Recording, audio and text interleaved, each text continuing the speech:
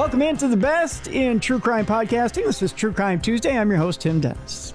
Got a good program today, folks. Jessica Freeberg will be in just a little bit. We'll do Dumb Crime, Stupid Criminals. But first, I have not one but two guests today. And I have a great book that I've had the pleasure of reading this weekend. And two very esteemed guests at that. Burl Barer and Frank Girardot Jr. are both back with me this week. And a wonderful book that takes place in West Hollywood. We're going to get into it right away and talk about this book because it's not only is it complicated, but it's wonderful. It deals with a lot of different wonderful topics having to do with West Hollywood and Los Angeles. The book is called Where Murder Lies, Death and Deception in West Hollywood.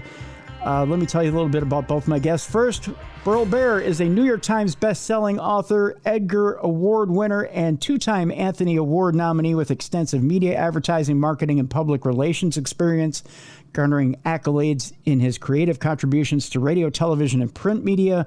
Burl's career has been highlighted in the London Sunday Telegraph, New York Times, USA Today, Variety, and on ABC's Good Morning America. He's hosted the internet's first award-winning true crime podcast, True Crime Uncensored, for 17 years. The author of several true crime classics. Burl's co-authored with our guests here, Frank Girardot Jr., Betrayal in Blue, and A Taste for Murder. Frank Girardot Jr. is born in Detroit on January of 1961. We'll quiz him on him later as to when his birthday is. I know it's a joke. And an award-winning journalist, author, victim advocate, and former radio host. His career launched as a copyboy at the Los Angeles Herald-Examiner, evolving into coverage of a landmark case or landmark cases like the OJ Simpson Trial. Frank's acclaimed biography, Becoming Clark Rockefeller, a great book at that. Love that book. Exposed serial imposter Christian Gerhartsreiter, I'll get it right, a.k.a. Clark Rockefeller, board member of Justice for Homicide Victims. He is the author of Burned and co-author with Burl Barer of Betrayal in Blue and A Taste for Murder with Burl Barer, blending meticulous reporting with compassionate advocacy. Again, the book we're discussing today, Where Murder Lies, Death and Deception in West Hollywood. Burl, Frank, thank you so much for being back here on True Crime Tuesday. Our pleasure. Wow. Thanks for having us. It's our pleasure for sure, Tim. Well, and looking forward to having a discussion with you and your audience about this book. Well, thank you both so much for coming on. First of all, let's talk a little bit about the subject of this book and a little bit about how you came about this book. Tell us a little bit. We'll start with you, Frank, about the basis of this book, what this book is all about. Sure. This book is about a pretty unremarkable murder that took place in a West Hollywood apartment just at almost more than 20 years ago. The victim and the crime were little noted. The perpetrators were hardly, super criminals by any stretch of the imagination. And the case itself was adjudicated pretty quickly. So that the guilty party went to prison. Many years have passed. The man who was found guilty in this case, Jimmy Kittless, is the subject of our book. He's out of prison now. He's on parole. And the reason that we're writing this is because of Burl's wonderful connection to the community. And he I'm sure that he would like to tell you about Kelly Lee, who actually brought this story to us. Yes. My pleasure. Kelly Lee was back in 2004, but I turned an unlicensed pharmaceutical supplier to the people of West Hollywood and Hollywood, North Hollywood. In other words, she was a drug dealer, mostly pot, cocaine, etc. That's not how I met her. I met her in would have been November 2003 when I first came back to Los Angeles. And I checked in a place called Beit Teshuvah, which is a Jewish organization, Jewish community center that also helps people with various health issues, recovery issues, for all sorts of things. And I needed that at that time. Just been through a bad divorce. My insurance was canceled, and I needed to get my meds. Anyway, she was doing intake. there. And that's how I met her.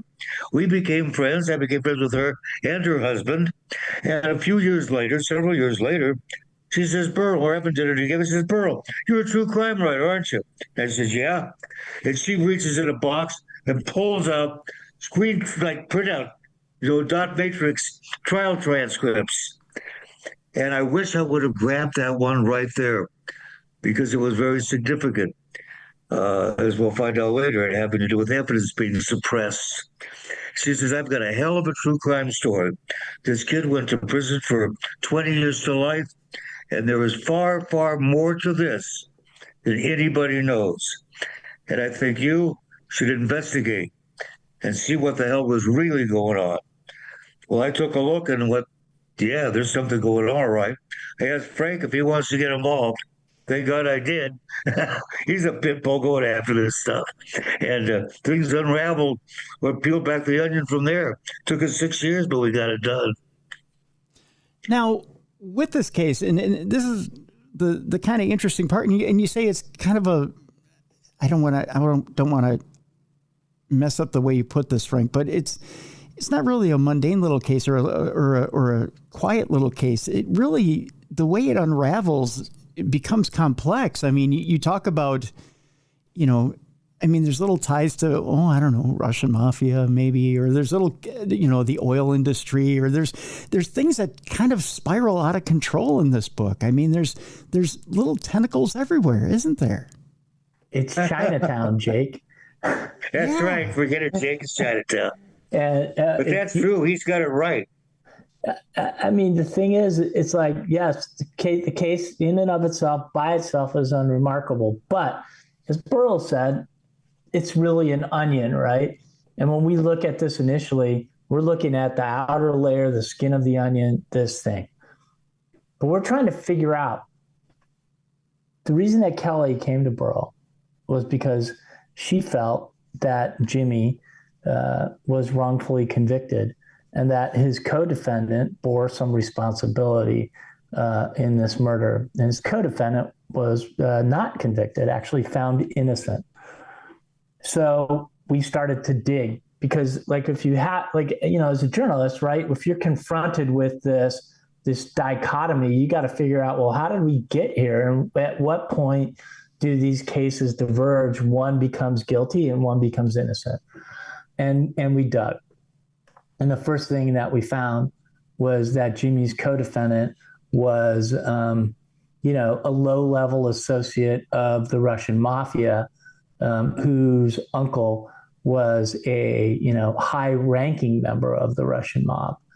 The second thing that we found, and something that, was buried in that paperwork that Kelly Lee shared with Burl, was that the low-ranking affiliate, Jimmy's friend, Mark, was also an informant for the DEA, the FBI, and the Pasadena Police Department. That creates an entire new set of circumstances for this crime, and possibly could lead us to the motive, the opportunity, and the circumstance for it to take place. And we began digging. 6 years later, we had a book. And not everyone was willing to cooperate. Some people were, other people, well, the Russian mob family of various heights of importance to the mob, their lawyer literally begged me, please don't write this book. Please don't write this book. And Frank and I both, I said, listen, you can view everything, you can comment on everything, and no. So, and it's been our experience that, when we talk to, people on both sides of our books, that we get a richer and more honest telling of the tale there within. Burl and I collaborated on a book called Betrayal in Blue, mm-hmm. which is the story of corrupt New York police officers. And we talked to the cops, and we talked to their friends, but we also talked to the drug dealers that were, bringing cocaine from South America into New York City, and got that level of detail into the story. So here we sought to talk to the Russian gangsters. We weren't able to, but we were very fortunate in that there are paper trails everywhere. There's a pretty good record of what happened in this case in terms of like trial transcripts, appellate court documents.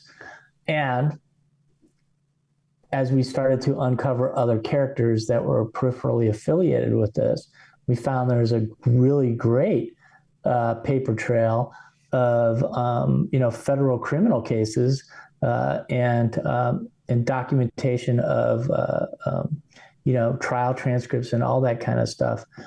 Now, that's not to say we only relied on paperwork, because we did interview lots and lots of people. One of the guys that we interviewed was a fellow named Dan Patterson, who's I wouldn't even say he's an affiliate. He's like more of a fixer type of guy who's involved even with, nefarious characters going back to the Nixon administration.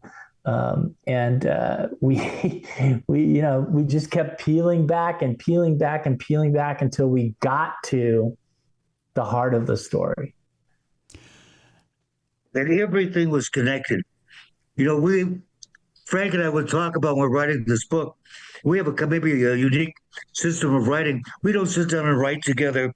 We'll say, okay, you take the next chapter, I'll take the one after that, or whatever happens to have the information. And say, well, okay, how do we warn the reader that we're going to tell them a story that appears to have absolutely nothing to do with this murder, but trust us, it does. And so we had to play with various ways of setting up these stories to make the reader not be suddenly, well, what the hell is this?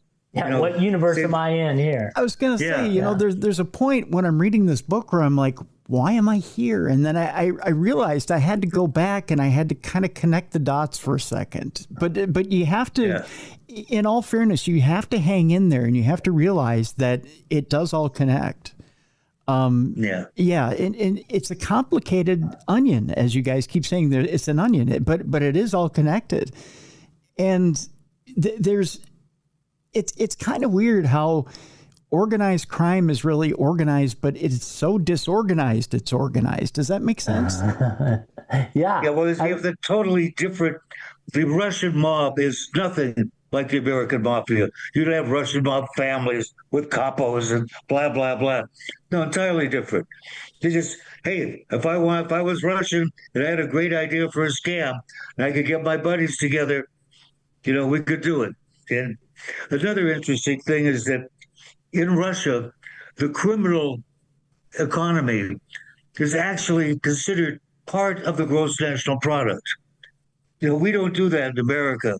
We don't go, well, our criminal economy is kept separate, underground. Mm-hmm. But in Russia, 63% of our economy is criminal. They acknowledge it right off the top. And that makes a difference. And so it's viewed not as something negative.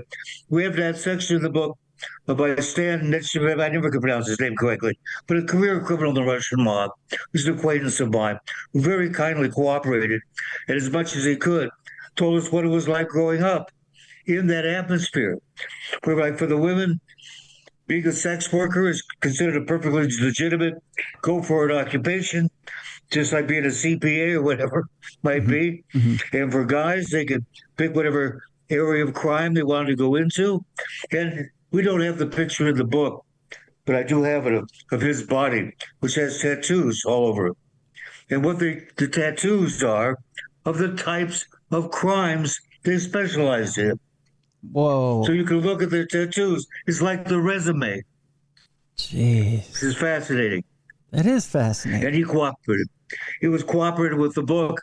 And he said, they make us look worse than we are. They always say, the Russians are coming. The Russians are coming. Be afraid. We're the bad guys in the movies. He says, some of the ones that make the most money in the Russian mob aren't the murder for hire guys. They're the people doing the gas tax, excise tax scams. You know. Okay, so Burl, that's covered extensively in the book, and let's talk a little bit about the gas tax scam. Yeah. Let's. Frank knows all about that. I want He's practically has a degree in it. I want to talk about it in the present tense, and then let's go back to the past tense, Frank, real quick. In the here and now, is that a current scam that can be run? Because I know it was prevalent in the past, but can you even run that scam now? No, you can't. Oh, because so back then, if you were a gasoline wholesaler who sold gas to gas stations, you bought the gas station collected the money and the tax, and then paid the government and the wholesaler for separately. So and so that's the setup for this scam, right? Mm-hmm. So what the Russian mob would do was they would set up LLCs that were wholesalers. They would buy gasoline. They would distribute it either at gas stations that they owned, or gas stations that their friends owned, or gas stations that they took over, and collect the fee to pump. And a lot of times they would only charge like a penny less than the guy across the street. So you collect that whole price with the 6 cents of gas tax in it, and bust out the gas station, put the tax in your pocket, and walk away. It was so lucrative in Long Island and Brooklyn that the Italian mobsters, Michael Francesi talks a lot about this, but in the Lucchese and Gambino families saw that there was this huge money-making scheme going on, and they wanted a piece of it. And when they got a piece of it, they applied Italian mafia techniques to it and turned it into instead of a $10 million operation, they turned it into a $100 million operation. Mike Itev, a key figure in our book, Where Murder Lies, knew very well how this scam worked, and he brought it west to California, and did it at several gas stations in the Los Angeles area before he encountered federal authorities who arrested him in connection with one of these scams. And in terms of like finding paperwork connected to our case and court trials and all that, that's really our first opportunity to sort of run into him. And interestingly enough, at that time in the mid-90s, I was a cops reporter in the Los Angeles area who covered that particular story. And as this sort of thing unfolded and Burl and I talked about it, like that light bulb went off in my head where I went, oh my God, I've written about this guy before. Mm-hmm. So, dug back through my stuff and found the old tax scam case. And then, I began to realize that what Kelly had told Burl was not only true, but there was a lot of other backstory going on. Wow. It's funny how that all comes back around, right? How, things are cyclical.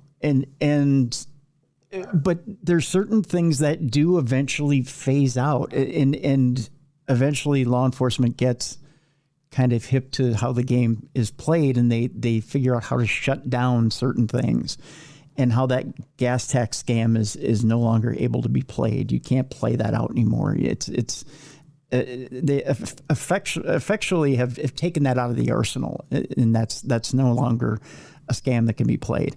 Right.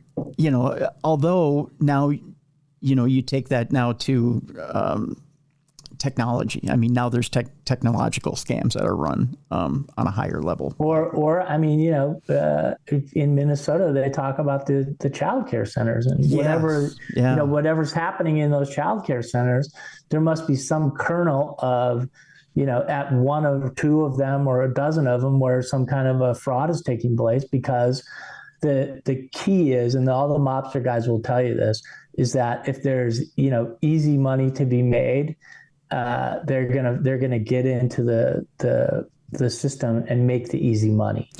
And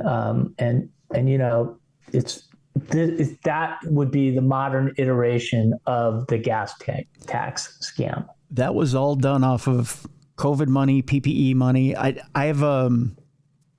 can't tell you who it is, but I have a friend who works as a forensic accountant who, and this is a lot of, I'll just kind of put a crack in the door here for you guys real quick.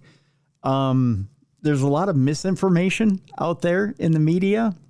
The state of Minnesota has been ahead of the federal government on a lot of this stuff, and they have been cracking down on a lot of the criminals that already.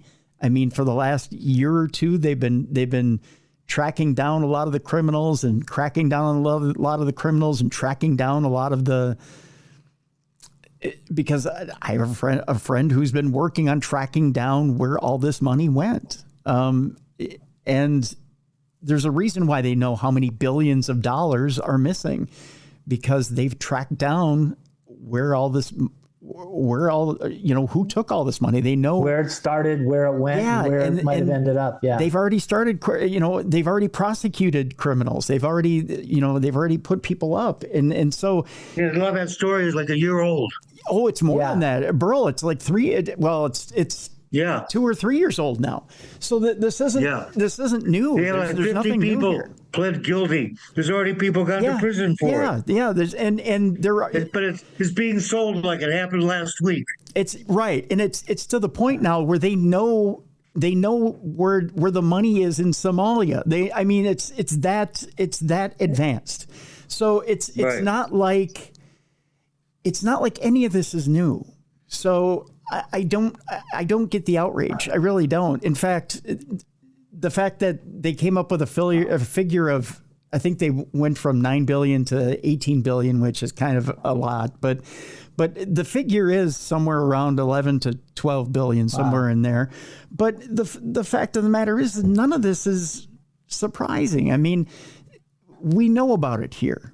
And it's being handled, right? And I mean, I'm just going to say, to like bring it back around, that I think it all comes down to government money, the availability of it, and the ease in which, initially, whether it's, excise taxes paid by the end user or, COVID and PPE, emergency funds that are intended for one thing and used for another, people who are criminals, like those we talk about in our book, know how to find the cracks, like the one that you just opened, squeeze through the door, turn on the tap, and in many cases get out before they're ever caught. But I'm sorry, the one other point I was going to point out here, and I'll throw it back to you, Frank, was this. I watched, I'm trying to remember the name of the program on Vice, but it was the actor from The Wire who passed away. He had the series that was on Vice, and he was showing back a couple of years ago. He was showing criminals who were taking PPE money directly from the government, and he was showing it on camera. I mean, it wasn't necessarily from one ethnic group or another. They were doing it nationwide. I mean, this was a huge free money. It was free money. Yeah, everyone was. I shouldn't say everyone was doing it. That sounds like a misnomer. but I mean, the entire criminal underground was the going. People that knew how to do this, or it capitalized and in our book, these guys are really good at finding loopholes. And what we wanted to know was, why was Mark a DEA informant or an FBI informant or an informant for the Pasadena Police Department? And why, what was he willing to give up in order to, help his uncle? And that's where we started really uncovering scams. Like, for example, his uncle, Mike, and a friend, Dan Patterson, set up a fake company that bought gold on credit from a government gold supplier with and telling the gold supplier that, they were affiliated with Caltech and JPL and that they had a nuclear science lab. in a rundown apartment in a, in a seedy neighborhood, nowhere near JPL, and not even within spitting distance of Caltech. But it's so believable that somebody in Pasadena would want to, purchase gold for a science project, that this company in Massachusetts loaded gold sheets and gold wire on a truck and drove it out here to deliver to a guy who identified himself as Dr. Charles Schultz. Yeah. Also the creator of the Peanuts cartoon. Yeah. That's really the end result of a lot of the scams, is that the scammers either get cocky or lazy, or some combination of cocky and lazy, and get caught. And in this instance, Meyer Itav was caught up in the gold scandal, and as that unraveled, he was also involved in MDMA smuggling, counterfeit Viagra manufacturing, and a whole bunch of other sorts of schemes to generate money that ended up with him being sent to jail. I'll tell you what, I want to take a break here, Burl and Frank. When we come back, what's interesting about this book is from just one murder investigation, you start to talk about informants and what the integrity of informants. When we come back, I want to talk about why informants aren't necessarily the way to go in investigations, and you address that as well in this book, which is very interesting. In the fact that maybe that isn't necessarily the way to go with investigations in the future. So when we come back, I want to talk about that and why that is. So when we come back, let's talk about that. Name of the book is Where Murder Lies, Death and Deception in West Hollywood. Burl Barer and Frank Girardot Jr. are my guests and the authors of this wonderful book. It's available right now. It's published by WildBlue Press. We have a link in the description of this program. Guys, I encourage you to go get this book. It is an exciting book. It's a wonderful book, and a book that'll make you think. It really makes you think about just where the justice system is, how we go about processing different things in the justice system. It makes you think about the criminal system in the way that things operate, and exactly how disorganized organized crime really is, and how things are connected. And boy, it gets you thinking about stuff. It really does. And just how, in the butterfly effect, is brought up in this as well. Maybe we'll talk about that as well when we come back with Burl and Frank. We'll do that next, right here on the best in true crime podcasting. This is True Crime Tuesday. Welcome back to the best in true crime podcasting. This is True Crime Tuesday. I'm your host, Tim Dennis. My guests are Burl Barer and Frank Girardot Jr. The name of the book, Where Murder Lies, Death and Deception in West Hollywood. It's put out by WildBlue Press, and we have a link in the description of this program so you can go get it. And again, folks, I encourage you to go get this book. Starts out with the murder of a retired Los Angeles school teacher, and boy, it explodes from there. And we go all over the place, everywhere from the Russian mob to gas tax scams to informants to the drug game to wherever you want to go. But it all comes right back to that one murder. And there's everything. I mean, we talk about butterfly effects in here. And I guess, Burl, I want to go to you on this. The word butterfly effect is brought up in this book. Well, I've got to compliment Frank, who does a fine job of rewriting some of my material. We often talk about how do we set up to tell people that what they're about to read has something to do with the story. Because as you noted, it just goes, whoa, we have a dead body on the bed, and this spins off into a plot to steal $1.6 billion in gold, smuggle MDMA, a joint effort of the American mob and the Russian mob to defraud the government of billions of dollars in revenue. And how does this all fit together?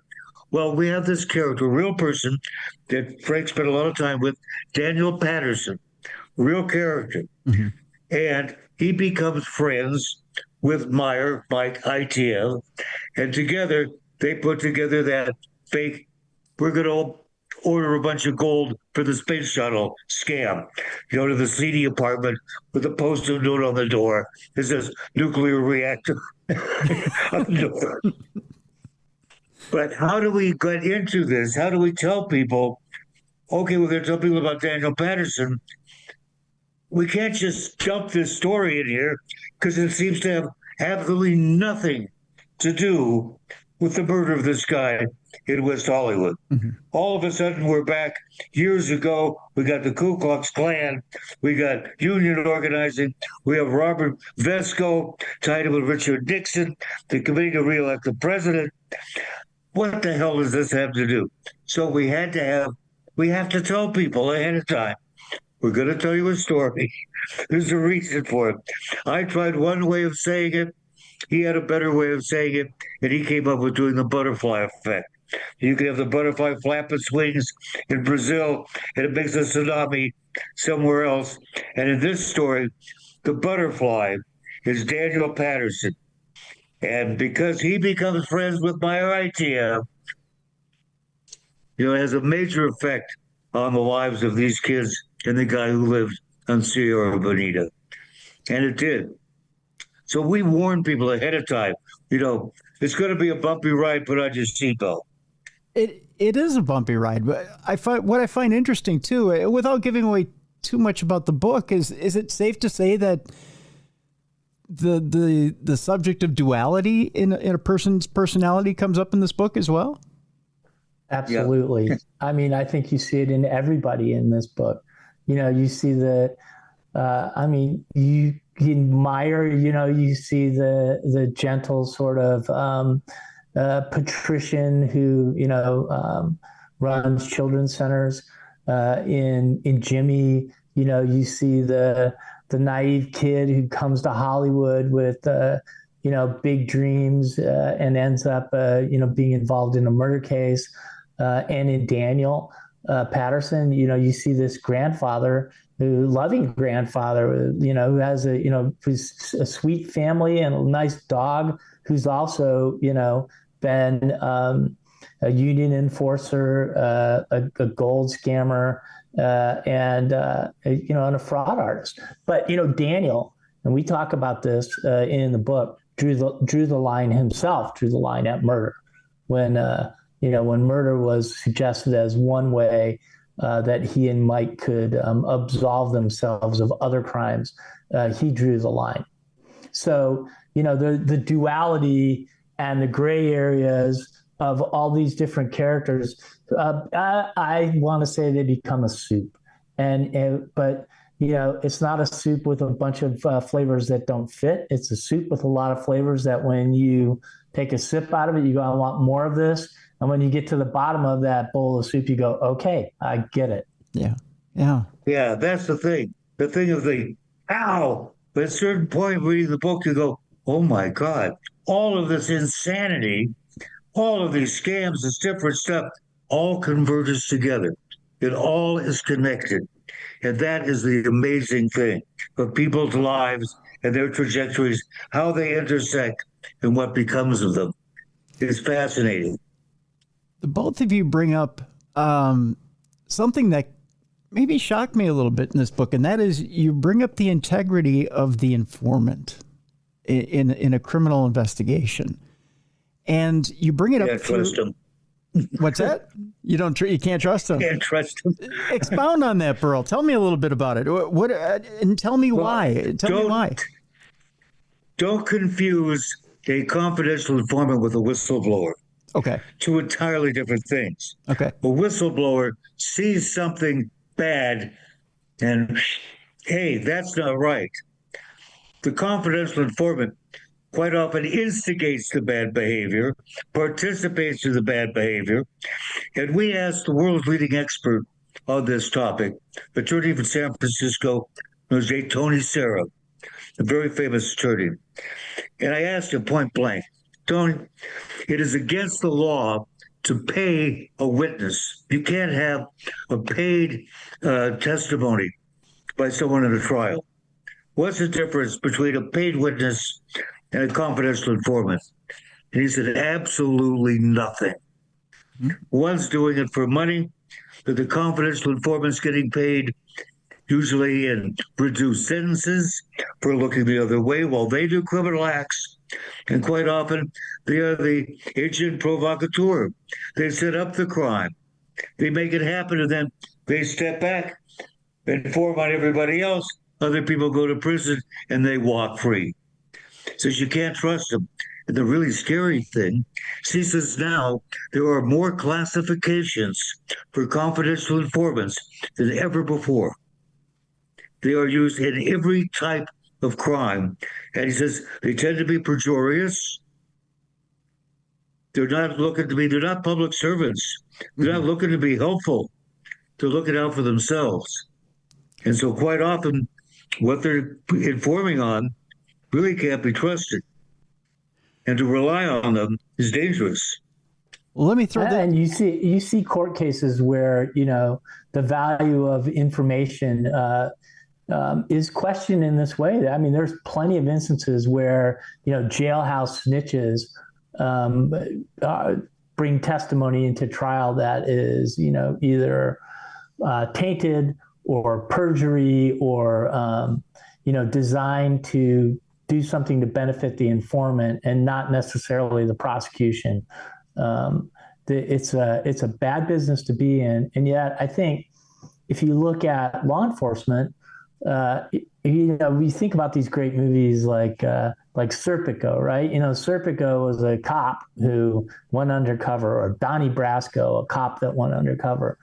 We don't get these stories anymore because cops don't do these kinds of dangerous activities.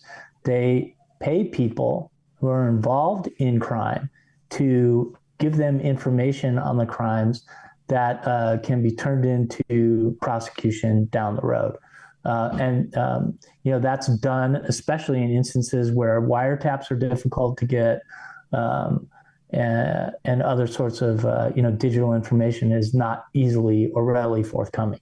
But isn't the argument there, Frank, that it's easier for someone who's authentic on the inside to get that information easier, and that it's easier to smell a cop coming from a mile away? Yeah, well, yeah, superficially for sure. But why is that person giving you the information? What do they have to gain from giving you that information? It typically they're doing it because it's a quid pro quo, where they're either allowed to continue with their criminal activity at the expense of someone else's criminal activity, or, as in this case, they're essentially horse trading. I'll give you this if you give me that. And I don't think anyone would define that as being just. It's fair enough. I'll mention one. I could just tell you a personal story here. Sure. My daughter had a guy that was hitting on her. Says, no, I've got a boyfriend, blah, blah, blah. She and her boyfriend happened to be sleeping in their motorhome, truck, trailer sort of thing, when this guy with a crowbar comes smashes through the window. He's decided in his altered state to kill or rape or whatever my daughter. He crashes with a crowbar, smashes out the window, and attacks her. Boyfriend, however, wakes up, and he's a pretty strong, muscular guy, and he jumps in and, saves her, chases the guy away. They, of course, call the cops. There's been severe damage. She's got missing teeth, blah, blah, blah. And they say, who was it? She says, who it was. They go, oh, no, we can't do anything. Why? What? Oh, he's one of our main confidential informants. We rely on him for telling us about all the criminal activity that goes on around here. And so we can't bust him. What? There you go. Yep. Yeah, that kind of stuff happens more frequently than you think. What's really scary is what Tony Sarah says, it happens more and more and more. How many cases have gone where they will not reveal the name of the confidential informant? It was agreed in this case, Jimmy's case, he wanted the entrapment defense. which made perfect sense because you look at the requirements for an entrapment defense, it checked all the boxes. His attorney refuses. Why? Because the prosecution had already gone to the DEA and the defense attorney, and he went before the judge and says, the DEA doesn't want the name of this guy revealed as being an informant. So we need that suppressed, so it can't be mentioned at trial. That's the single most important piece of information. Without that information, the kid can't get a fair trial. But they had a trial anyway, with no mention of him setting this thing up, why he set it up. Of Mark Itev's role as an informant for the DEA and the FBI. And, how his role as an informant led to, his uncle being released from custody and probably ultimately led to his acquittal. So without the informant system, what is the next best thing then? How do you go about getting these prosecutions done? Yeah, that's a great question. Well, I don't know. I mean, to me, I think you gotta, obviously dot your I's and cross your T's, right? And do investigations the way that you should be doing them. Yeah, I think informants play a role. You can't eliminate informants, but I don't think you can use information to trade for leniency. And I think that's where the informant system falls apart. It falls apart when there's a quid pro quo that gives the informant incentive above and beyond what he might otherwise or she might otherwise receive. Yeah, they're not doing it out of the goodness of their hearts. No. The confidence in for not because I'm a public, spirited, public service spirited individual. It's okay. Here's Joe Blow's going to rob a gas station, or who did this to who. It's intelligence. Yeah, low-level sex workers, street hookers are often confidence informants to keep from getting busted. Yep, rolled up. Yeah, that is a lot. I've seen that. I've been on, many a ride along with detectives who, bragged about the prostitutes that they had on the payroll as informants. And by the way, I think that is probably the way the informant system works, right? You get a wad of cash as a detective or a street officer, and you distribute it to people that need it, sort of like bubbles in the wire. And that I think that works, right? But when your informant is, a high level operative in a criminal organization, and it's not a cash transaction anymore. It's a far more complicated deal that imperils justice. Then I think that's when we have to re-examine what exactly it is that governs this system of law enforcement. Did you ever see the TV show The Blacklist? Raymond Reddington? Yeah, yep. You notice that he was the confidence informant for the FBI, and every blacklister he set up, who benefited? He did. Every single one. He was the beneficiary of the FBI busting that person. He benefited. Yeah. It wasn't because it was always his benefit. Yeah. No, you're right. He was brilliant, but and even Robert Vesco was in that show, which I thought was fascinating, being as Vesco is a real person, and he shows up in our book. Yeah, you're right. As we're getting down to the last couple of minutes of our time together, guys, I wanted to bring up too in the book. You even go so far as to talk towards the end of the book about. We get into judges a little bit as well, and we get a little bit into one particular judge too, as far as a little bit of turnabout is fair play, and we talk a little bit about one judge who.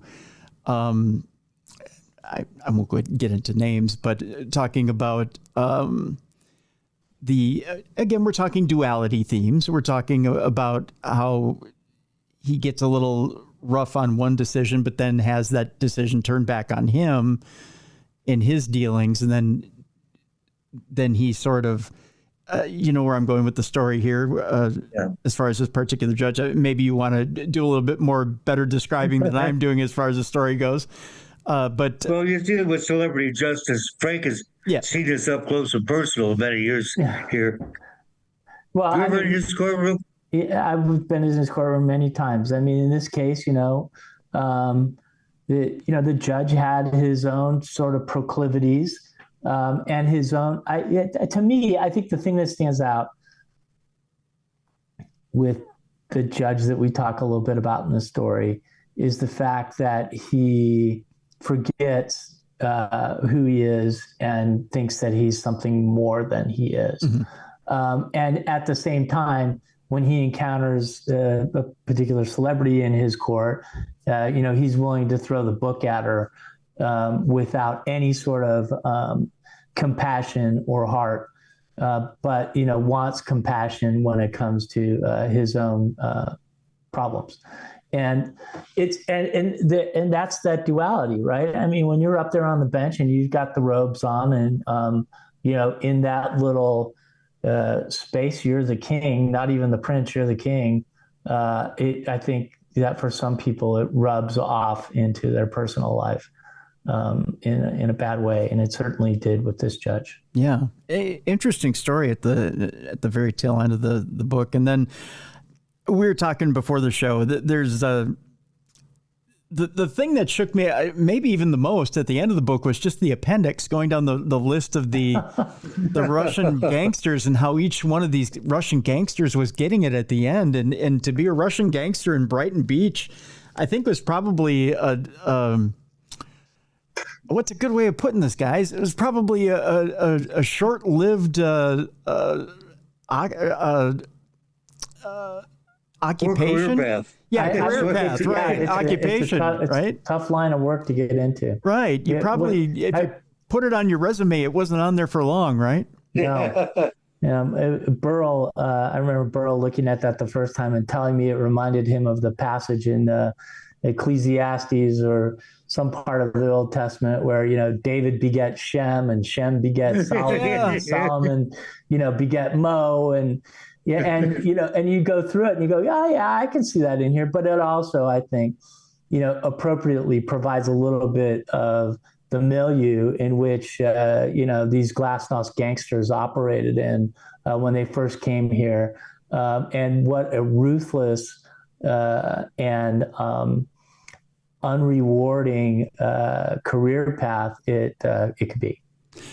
But as I'm reading down that list, I remember though watching, and I know you guys remember watching it too. Remember watching some of those headlines on national news, and I remember this epidemic. It was an epidemic, wasn't it? Yes, it was. Yeah, and it was an absolute epidemic in Brighton Beach at the time of the late 80s and early 90s. And, it spawned, it's not just like a crime wave, but it spawned a mini wave of movies as well that sort of, tried to tap into it. And it's, and it spawned envy from the Italian mobsters and created a different sort of class of gangsters that weren't necessarily dealing in turf wars and, wars over honor, but were actually like looking at ways in which they could make money that were based on some of the methods that they learned in the old world. But early on, getting to the position where you could be the guy at the bottom of the funnel required a lot of murders to have taken place. So I'm going to ask both of you. I want to start with you, Frank. Do you believe when you measure them up, Italian gangster versus these glasnost gangsters, character-wise, okay, I just want to talk character. Who's more ruthless and who's got the more gentler side? Well, I mean, my opinion is probably thoroughly infected by movies, by, my own background. But, obviously I'm probably more partial to the Italian gangsters because, The Godfather shows you that family's first, right? With these guys, and they have some pretty good pasta recipes. Yeah, that's most important. Yeah. And, family obviously plays a role in the Russian mob, but I think they're far more, at least at that time, at that time that we chronicle, from the mid 80s to the early 90s, the Russians were far more ruthless and far more willing to do whatever it took to establish their primacy, especially over anybody else trying to get a hold of their turf. And yet, our Russian mob participant, Stan, who, as he says, yes, you'll find a higher body count, maybe the murder for hire Russian mob guys, but where the money is was not in anything violent. The money was in the gas tax scams, smuggling chocolate, smuggling tobacco. Yeah. Cars. That's where the money is. And if you want to make the money, it's not with anybody getting, occasionally someone gets hurt, but mostly it's not. You don't want that violence. That only causes problems. So that's why people say the Russian mob gets a bad rap because of the infighting of the Meyer against Monya Ellison. People mad at it. Somebody thought I didn't get a cut. Right. The David overall, era. He says it's a mischaracterization overall of the Russian mob because the real money makers aren't violent at all. Which I think we show here. Well, right. Too, Burl, you don't necessarily have to be violent to be ruthless. I mean, we're talking just basic loyalty, right? I mean, you've had probably a Daniel, what's his name, G. Devato on, escaping the mob from several years ago. He says it's all BS. He says, "Oh, we got your back. We got your back." Mm-hmm. He says they don't. Right. They don't have you. But when you're in, they have your loyalty, and I would say that I think from what we have written about, loyalty is a transient property, but certainly the Italians preach a lot about loyalty, especially from the bottom up, and I don't know that we encountered that necessarily as we wrote about the Russian mobsters. Well, I had Tom Iso, I had Pee Wee from the Hells Angels, and he wrote a self-published book called Brotherhood, the Biggest Lie Ever Sold.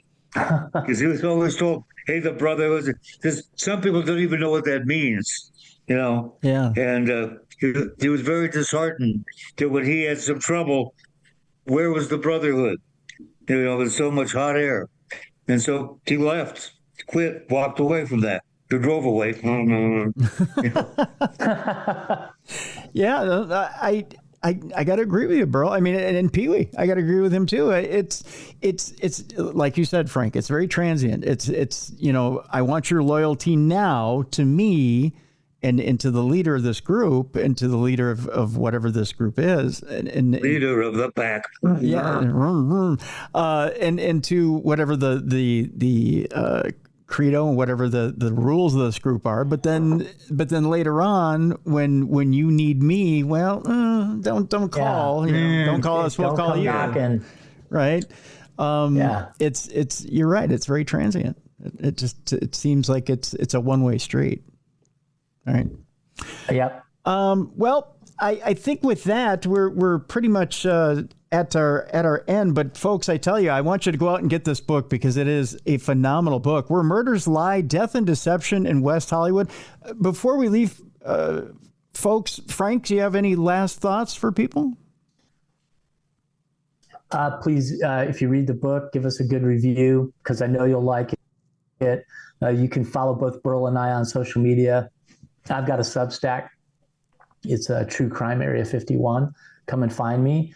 And happy to carry on the conversation with any of your listeners if they want to DM or however they want to reach out. Okay. And Burl, any last thoughts? Yeah, well, I'll tell you, when I go on X nowadays, I see all the anti-Semitism, etc. I'm not ready to unplug all my social media because I'm getting so disheartened by I'm a journalist first, Yeah. and so is Frank. And there's a certain thing that's very important that Jack Olson, who was a great true crime author, was very important to him, and that's journalistic integrity. Mm-hmm. And that was always drummed into me when I first became a journalist, and it still sticks with me to this day, is the integrity of the investigation, integrity of what you're going to say in print. And you can have a lot of fun along the way. And what did someone say? Journalistic integrity and Rapier Wit took that as a good compliment because they put journalistic integrity first. Yes. And Absolutely. that's the important thing. You're absolutely right, my friend. Where Murder Lies, Death and Deception in West Hollywood is the book. Burl Barer and Frank Girardot Jr. are my guests. Gentlemen, thank you so much for being with me today. Thank you. Thank Wonderful. you. Thanks Really so much. appreciate it. Your great show, Tim. Thank you so much, gentlemen. Folks, let's lighten things up a little bit. It's time now to bring in Jessica Freeberg. It's time now for Dumb Crimes and Stupid Criminals. It's Crayon News story time.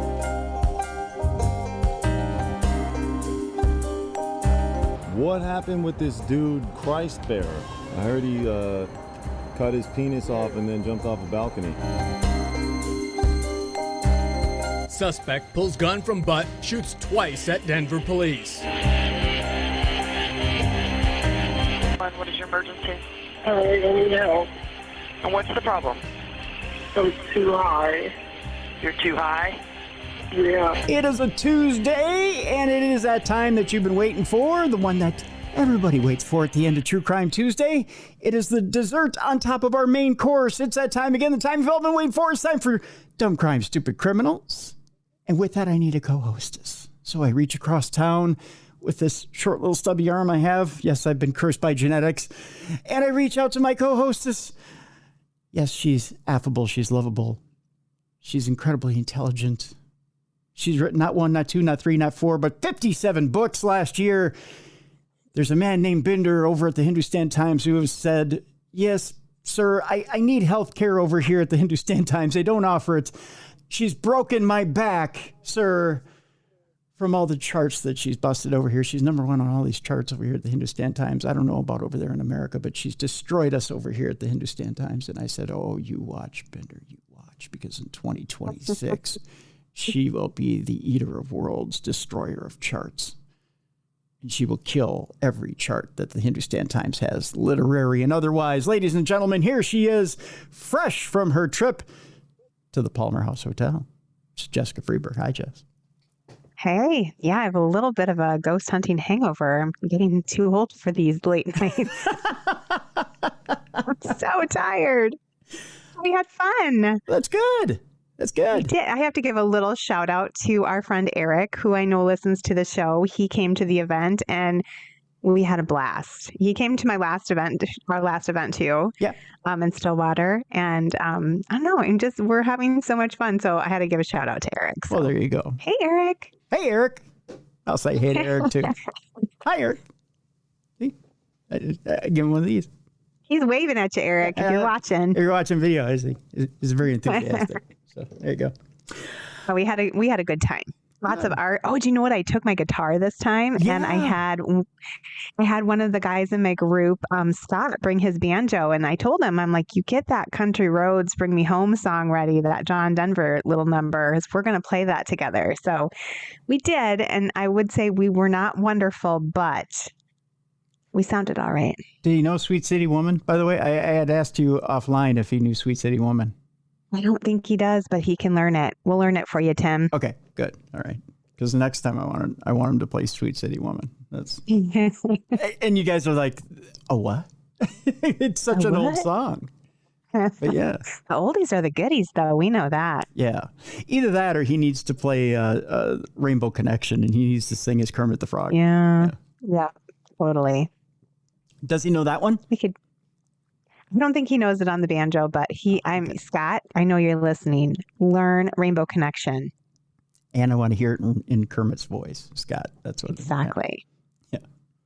We also karaoke, Tim. I had no idea we were also musical. Like we sang until that machine ran out of juice, like it died. What were you running on a 9-volt, or is it? It was one that had to be charged. I don't understand why I couldn't then stick it in the wall and let it work. But we were so disappointed. We're like, we're still singing. Was it one from a pawn shop with a crank? How no, it was from Amazon. It was brand freaking new. Oh, okay. And I kind of knew this, but I didn't remember that one of the guys in my group, Sean Spinks, he used to be the lead singer of a band. So he got up there and he was like, oh my dang, Sean, I had no idea you were so good. Damn. Huh. Yeah, it was super fun. If you had to describe Sean's voice, are we talking angelic? Are we talking heavy metal 80s? It's more, God, it's more that sounded like a 80s, rooster. Grungy. Okay, like deep in your chest. Like that type of, just kind of. Yeah. He was good. He was good. So I guess we're adding music to our creative events now because we had so much fun. We're like, everyone bring your guitars next time.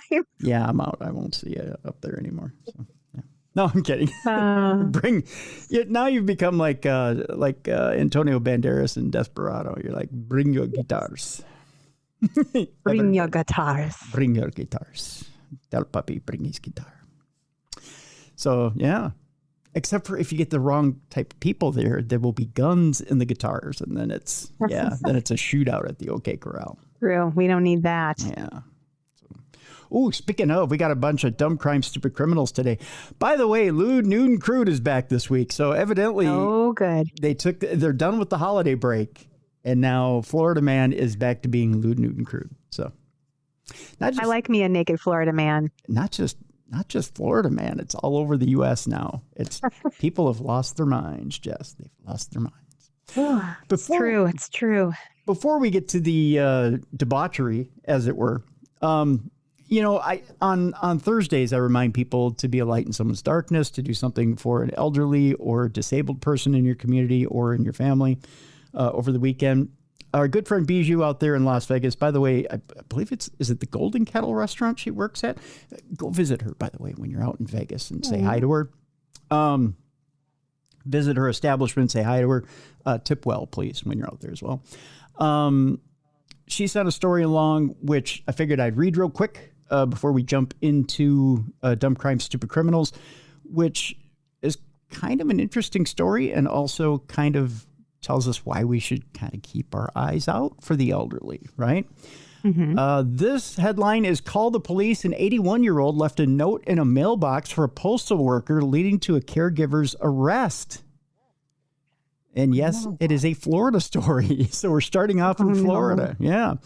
An 81-year-old man in Florida left a note for his mail carrier that he said saved him from elder abuse. The note was short, but the message was urgent. It read, Call the police.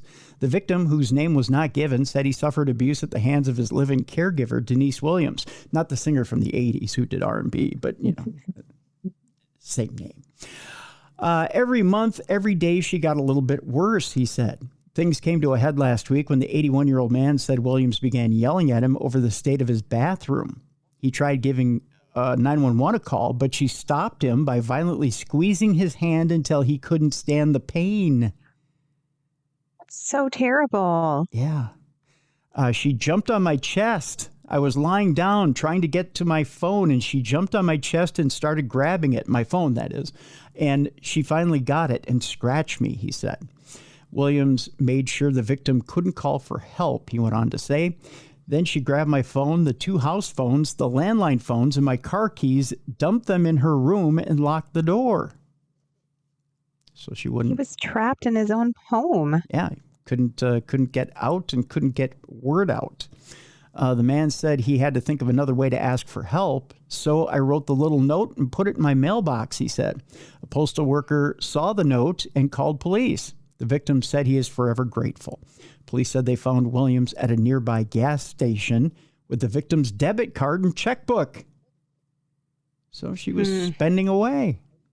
Yikes. Yeah. What a bad person. Yeah. She's now being held at the Palm Beach County Jail on multiple charges, including robbery and battery on an elderly victim. So, again, folks, it's important. It's important to keep your eyes and ears open. and to make sure that we're looking out for our elderly citizens. So, yeah, we got to look out for each other. That's right. That's right. All right, let's jump into it, shall we? Another one, by the way, from our friend Bijou, a U.S. Postal Service, the bad side of the U.S. Postal Service, I guess. Flip of the coin. Flip of the coin. Just a turn of the worm, right? U.S. Postal Service driver is accused of trying to run over a 10-year-old boy. What the heck? Don't get too close to your mailboxes, folks, when they're doing their job. That's all I got to say. Yeah. No, it has nothing to do with that. I'm projecting here, Jeff. Yeah. By the way, here in Minnesota, you really do need to kind of shovel around your mailboxes. Oh yeah, because they won't deliver mail anymore. I found that out. It's not the old slogan like it used to be. It's not, neither sleet nor snow nor rain nor even fog. It's little old me underdog or whatever it used to be that kept them from delivering the mail.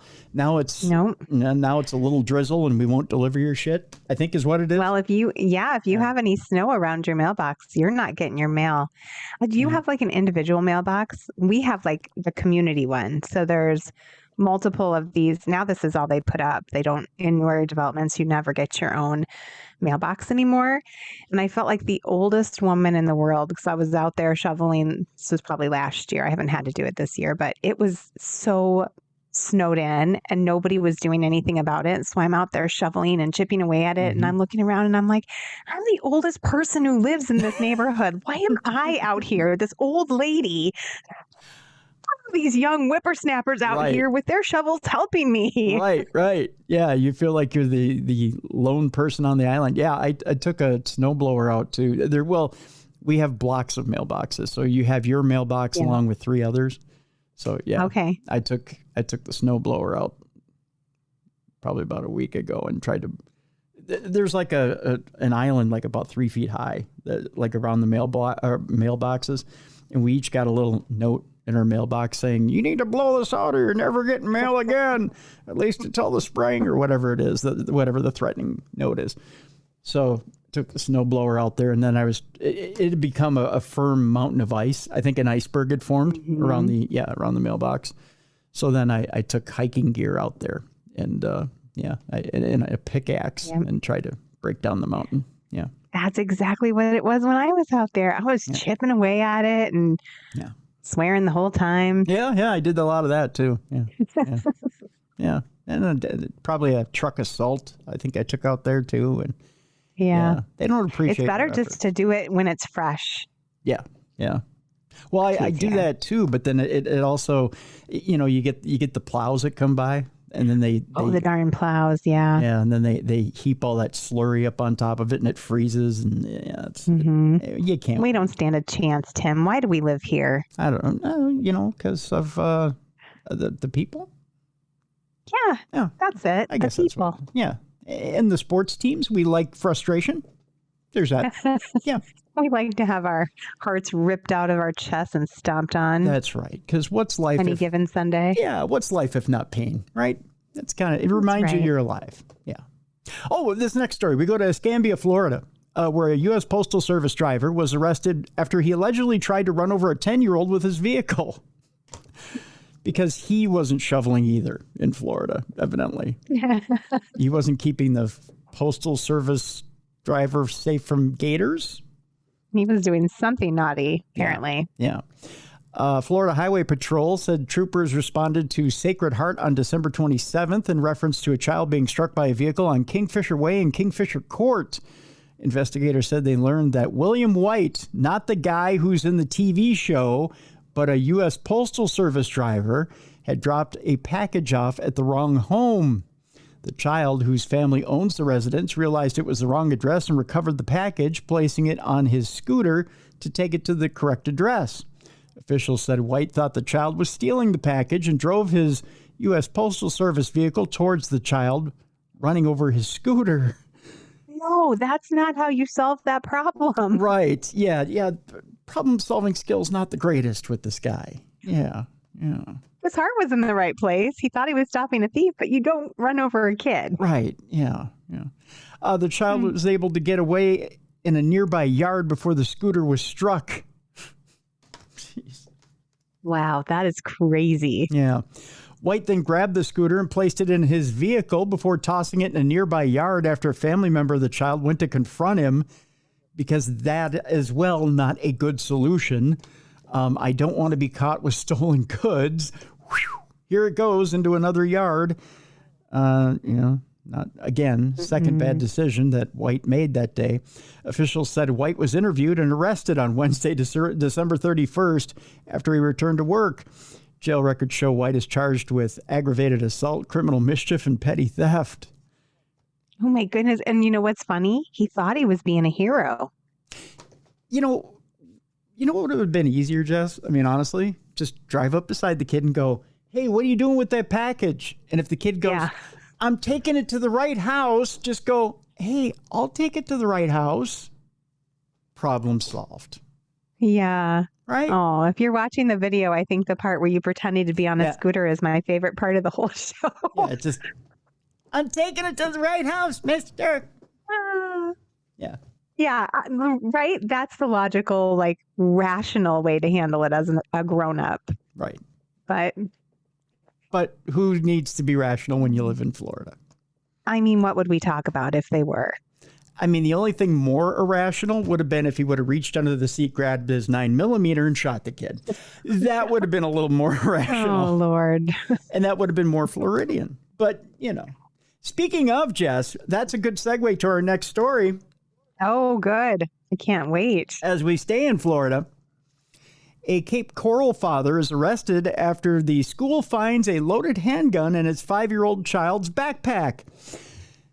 Because when we start our kids out in Florida with gun safety, you want to start with the 5-year-olds first. It's a little known fact that a 5-year-old shoots a 9mm very well, especially at target practice right after recess.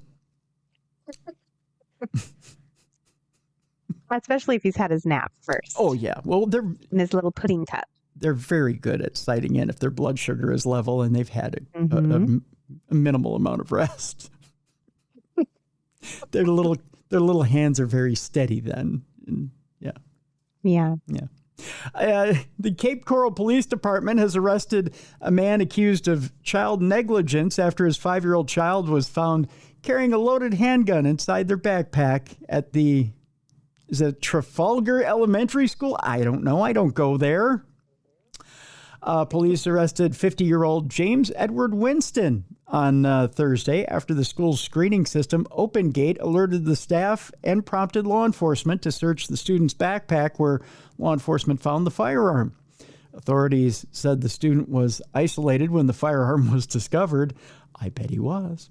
According to the Cape Coral Police Department, the student was unaware of the 9mm handgun inside their backpack, or at least they claim to be. Oh, I don't know who put it there. Whoops. Yeah. Where did that come from? Daddy said it's made of licorice. That's what I'm supposed to tell you. Investigators found that the student was unaware of the gun's presence, leading them to question the parents. Wilson, the child's father, admitted to placing the weapon in the backpack, but forgot to remove it. Why? Yeah, I let my kid hold on to all my stolen work. Why would you put a gun in your kid's backpack? A loaded gun. It's just insane. Aaliyah Robinson, a family member of a student at Trafalgar, expressed her concern. "I was very scared," said Robinson. "I was just very scared for them, my precious little babies," said Robinson. Robinson took her sisters home early from school on Thursday. "It's very sad. I hope it doesn't happen again."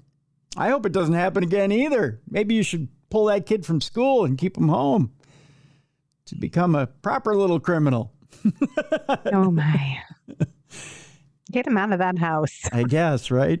An elementary school child in the car shared their feelings on guns. It's just scary hearing the noise of it shooting, and I'm sad that people die from it, said the child.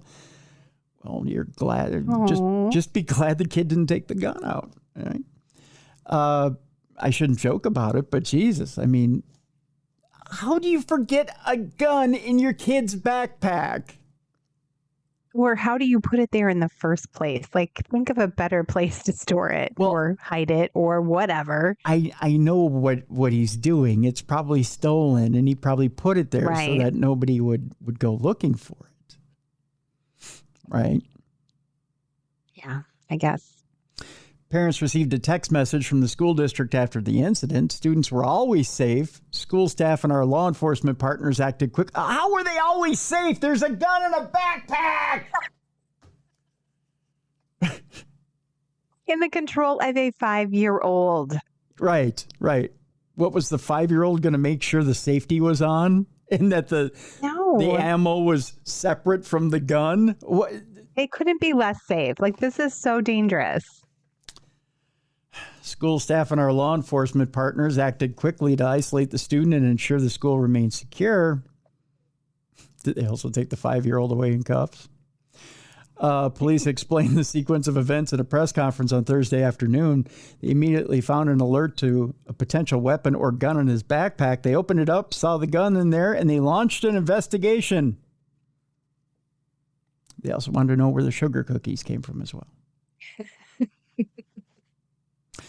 The Lee County the Lee County School District, sugar cookies are on my mind now, emphasized, I'm hungry. I know, me too, emphasized the effectiveness of their security measures. We're the only district that has them in every location, in every school, said David Newland, chief of safety and security, who's been known to pat down many 5-year-olds. Since implementing the open gate weapons detection system in the 2023-24 school year, the district has seen a 27% decrease in on-campus incidents. How many incidents do you have with 5-year-olds? That's what I want to know. Hopefully 0. Right. Despite this, the discovery of a gun on campus has alarmed families. Oh my God, why is a handgun in the student's backpack? Yeah, that is crazy. That is so unsafe, said Robinson. Wilson now faces charges of child neglect, a felony, and improper storage of a firearm, a misdemeanor. Robinson shared her ongoing concern for the children's safety. Police have not disclosed whether the 5-year-old is in the care of another family, which they probably should be. Yeah. However, the Florida Department of Children and Families has been notified. Maybe they'll get around to it sometime, next year, as to handling this case. You know, they're a little slow there, just a little bit. I believe we're staying in Florida for this story. I think we're going to spend a lot of time in Florida today. I think it's, but this one's kind of a fun story. You ready for this? Yeah. A Gillette man nicknamed Crack Pipe is accused in another burglary. Oh, Crack Pipe. Here we go again. Oh, Crack Pipe. You've done it again. Gillette police say they caught a man who goes by the alias of Crack Pipe stealing a bagel shop baker's purse to buy lockpicks with her credit card. Well, at least he's industrious. Yeah. Can you write that off? Can you write that off on your taxes? Hey, you could try. I mean, it's tools of the industry. It comes nearly a year after he allegedly burgled a Menards store. You save big money there, Jess.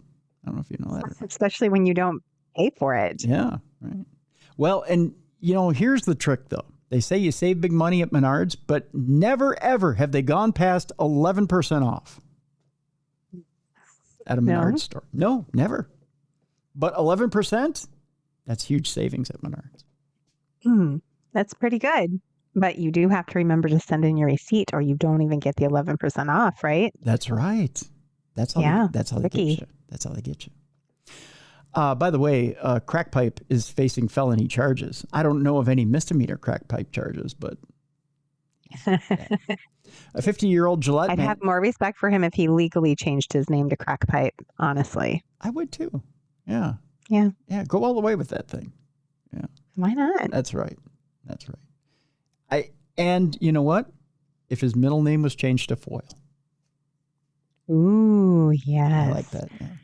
Crack pipe. Okay. Yeah, I'm sure I told you this before. My husband worked in logistics, and he had one of his truck drivers right out of college legally changed his name to Diesel Truck.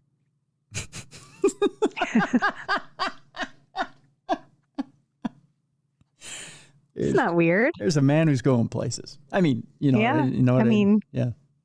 Get it? He's on the right career path. He's real passionate about it. Yeah. See what I did there? Diesel truck. He's going places. 50-year-old Gillette man whose court file says he goes by the alias Crack Pipe faces a felony burglary charge on claims that he stole a baker's purse from the back room of a bagel shop to use her credit card at a store that sells lockpick tools. Colby Cole Thomas, which is the perfect country music singer's name if he came from 1970. So good. Colby Cole Thomas, ladies and gentlemen. And I took your purse so I could buy lockpick tools. I took your purse to buy lockpick tools. By the way, would I have done good at karaoke? Oh, man. You would have shined. Thank you. I appreciate it. His case rose to the felony level at Campbell County District Court on Wednesday after he was charged about a week prior. Thomas is, meanwhile, facing another burglary charge that reached the felony court last April on claims that he broke into the local Menards store. Maybe to get more lockpick tools. It's a vicious cycle. Gillette Police Department officer Chance Quarterman, totally made up name from a romance novel. Such a soap opera name. It is, right? My name is Chance Quarterman, Police Department officer from Gillette. And here the criminal's like, yo, I'm Crack Pipe. What up? I'm Crack Pipe. Does this seem like a made up story to you? Yeah. And he stole a credit card to get lockpick tools. Is this can't be real, but it is. Is this out of The Onion? I don't know. Chance Quarterman responded about 12:28 p.m. on December 3rd to the Maine Bagel Company. It has to be out of The Onion. To a theft report, according to an evidentiary affidavit filed in the case. There he spoke with a woman who said she arrived at work at 6 a.m. that day and put her purse on a shelf in the back of the shop. It contained 2 credit cards, her Social Security card, $40 in cash, keys to her Ford Bronco, and keys to her home, according to Quarterman. 6 minutes before noon, the woman received a phone notification saying 2 of her credit cards have been charged. One $250 charge at Walmart was unsuccessful. Another $145 and $95 charge to Covert Instruments was successful. The woman checked the back room and realized that her purse was gone right away.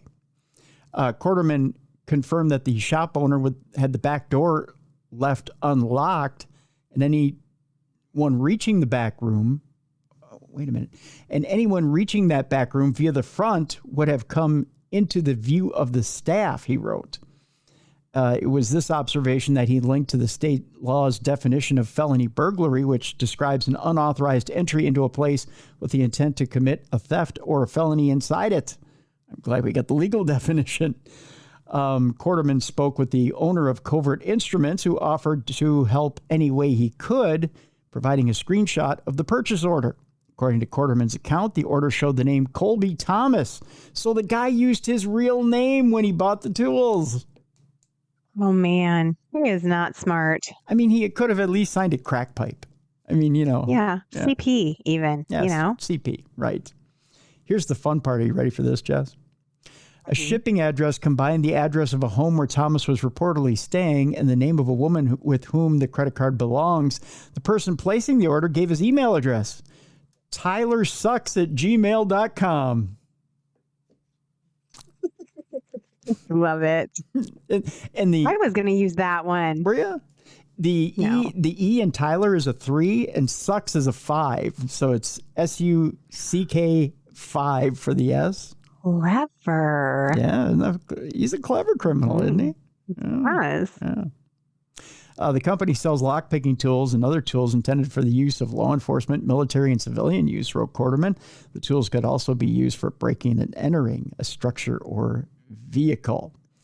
The case, by the way, is ongoing. There's another case under Thomas's name and also outlining the alias Crack Pipe. It lists one count of felony burglary and another of possessing burglar tools, the latter punishable of up to 3 years in prison and up to $3,000 in fine. This case shows a $25,000 cash or surety bond. So Crack Pipe is facing some heavy fines and jail time. Pipe's in trouble.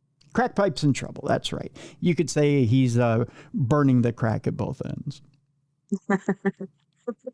I don't know what that means. It's horrible. It works somehow. I guess it works. I don't know. Anyways, our next story, again, involves another Florida man in more Florida trouble.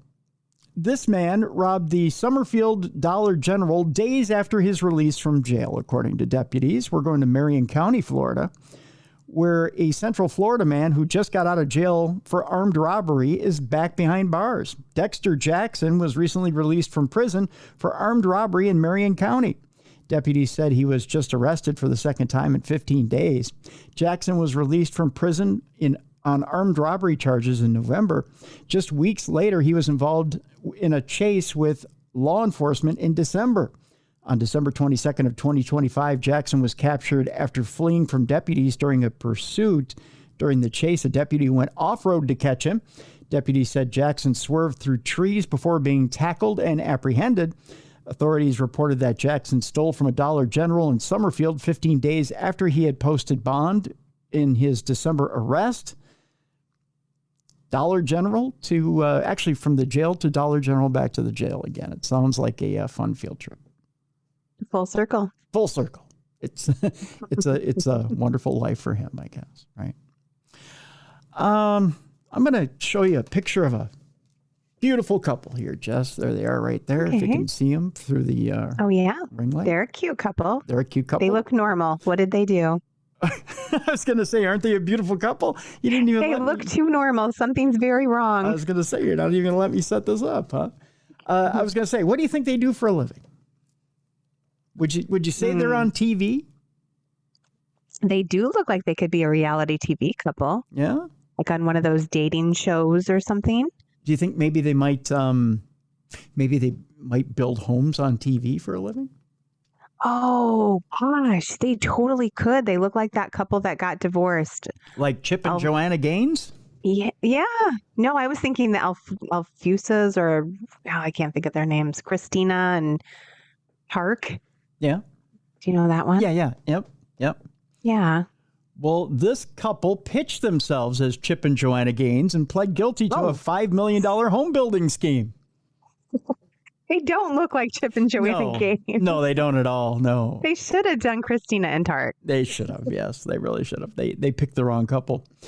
Christopher and Raquel Judge admitted to defrauding more than 40 homeowners with prosecutors. Yeah. 40 people fell for that little Gaines deal. Wow. Well, they obviously weren't meeting them in person. No. They say client funds were spent in personal expenses, including plastic surgery. Oh, wow. Wait a minute. Let's blow her picture up for a second. What all did she have done? I don't know. Can you tell that? I mean, she's very pretty. Yeah. So kudos to the doctor. Does it look like she's had some stuff done? I mean, I bet what she's had done is like below the shoulder. Below the shoulder. Don't you think? You think she's had a set of tatas done? Yeah, probably. Let's see. Texas couple who federal prosecutors say defrauded dozens of homeowners out of nearly $5 million by promising custom homes and renovations they never finished have pleaded guilty to wire fraud conspiracy charges. Christopher Judge and his wife Raquel Judge, both of Fort Worth, admitted in federal court that from August of 2020 to January of 2023, they conspired to deceive customers through their company, Judge DFW, or Dallas Fort Worth, LLC. That according to the U.S. Attorney's Office for the Northern District of Texas. Prosecutors said the couple collected millions in installment payments for custom architecture, construction, and interior design services, often offering below market bids before abandoning projects, in some cases leaving families without livable homes. They started construction projects and accepted multiple installment payments from victims, but never completed those projects, often leaving victims without a completed residence, said the U.S. Attorney's Office. Plea documents viewed by People magazine note more than 40 victims across 6 North Texas counties were affected, spanning at least 24 construction projects with losses totaling approximately $4.8 million. One couple, documents show, paid the judges almost $364,000. That's a nice scheme if you can get it. Dang, yeah. Yeah. As part of the scheme, prosecutors said Christopher falsely claimed to be a licensed architect while the couple commingled and client payments in a single or commingled in client payments in a single operating account and used money from one project to fund unrelated jobs.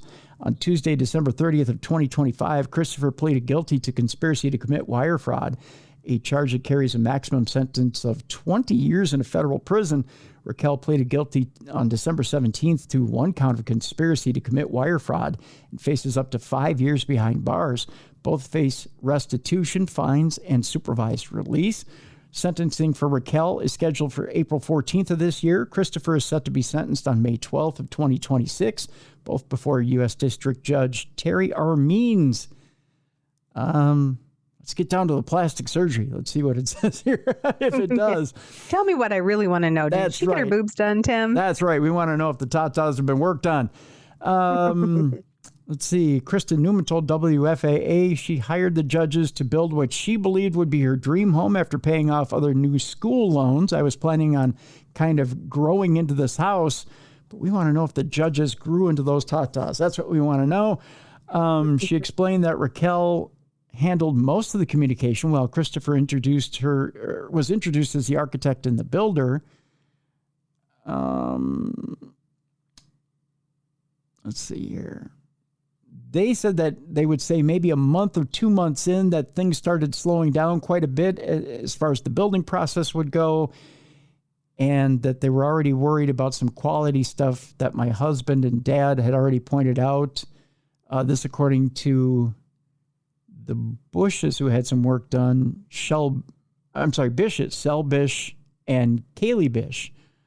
They said the first day was really impressive. They came in with a full crew. They had stripped down to the studs. They had the house stripped down and everything. Everything was looking great, and then they disappeared, basically, and took off with the money. They don't say here what they did with the money, though. I want to find out about the surgery here, Jess. What did she have done? Yeah, what did she have done? Her face is already beautiful. There's nothing that she needed to do to it. Yeah.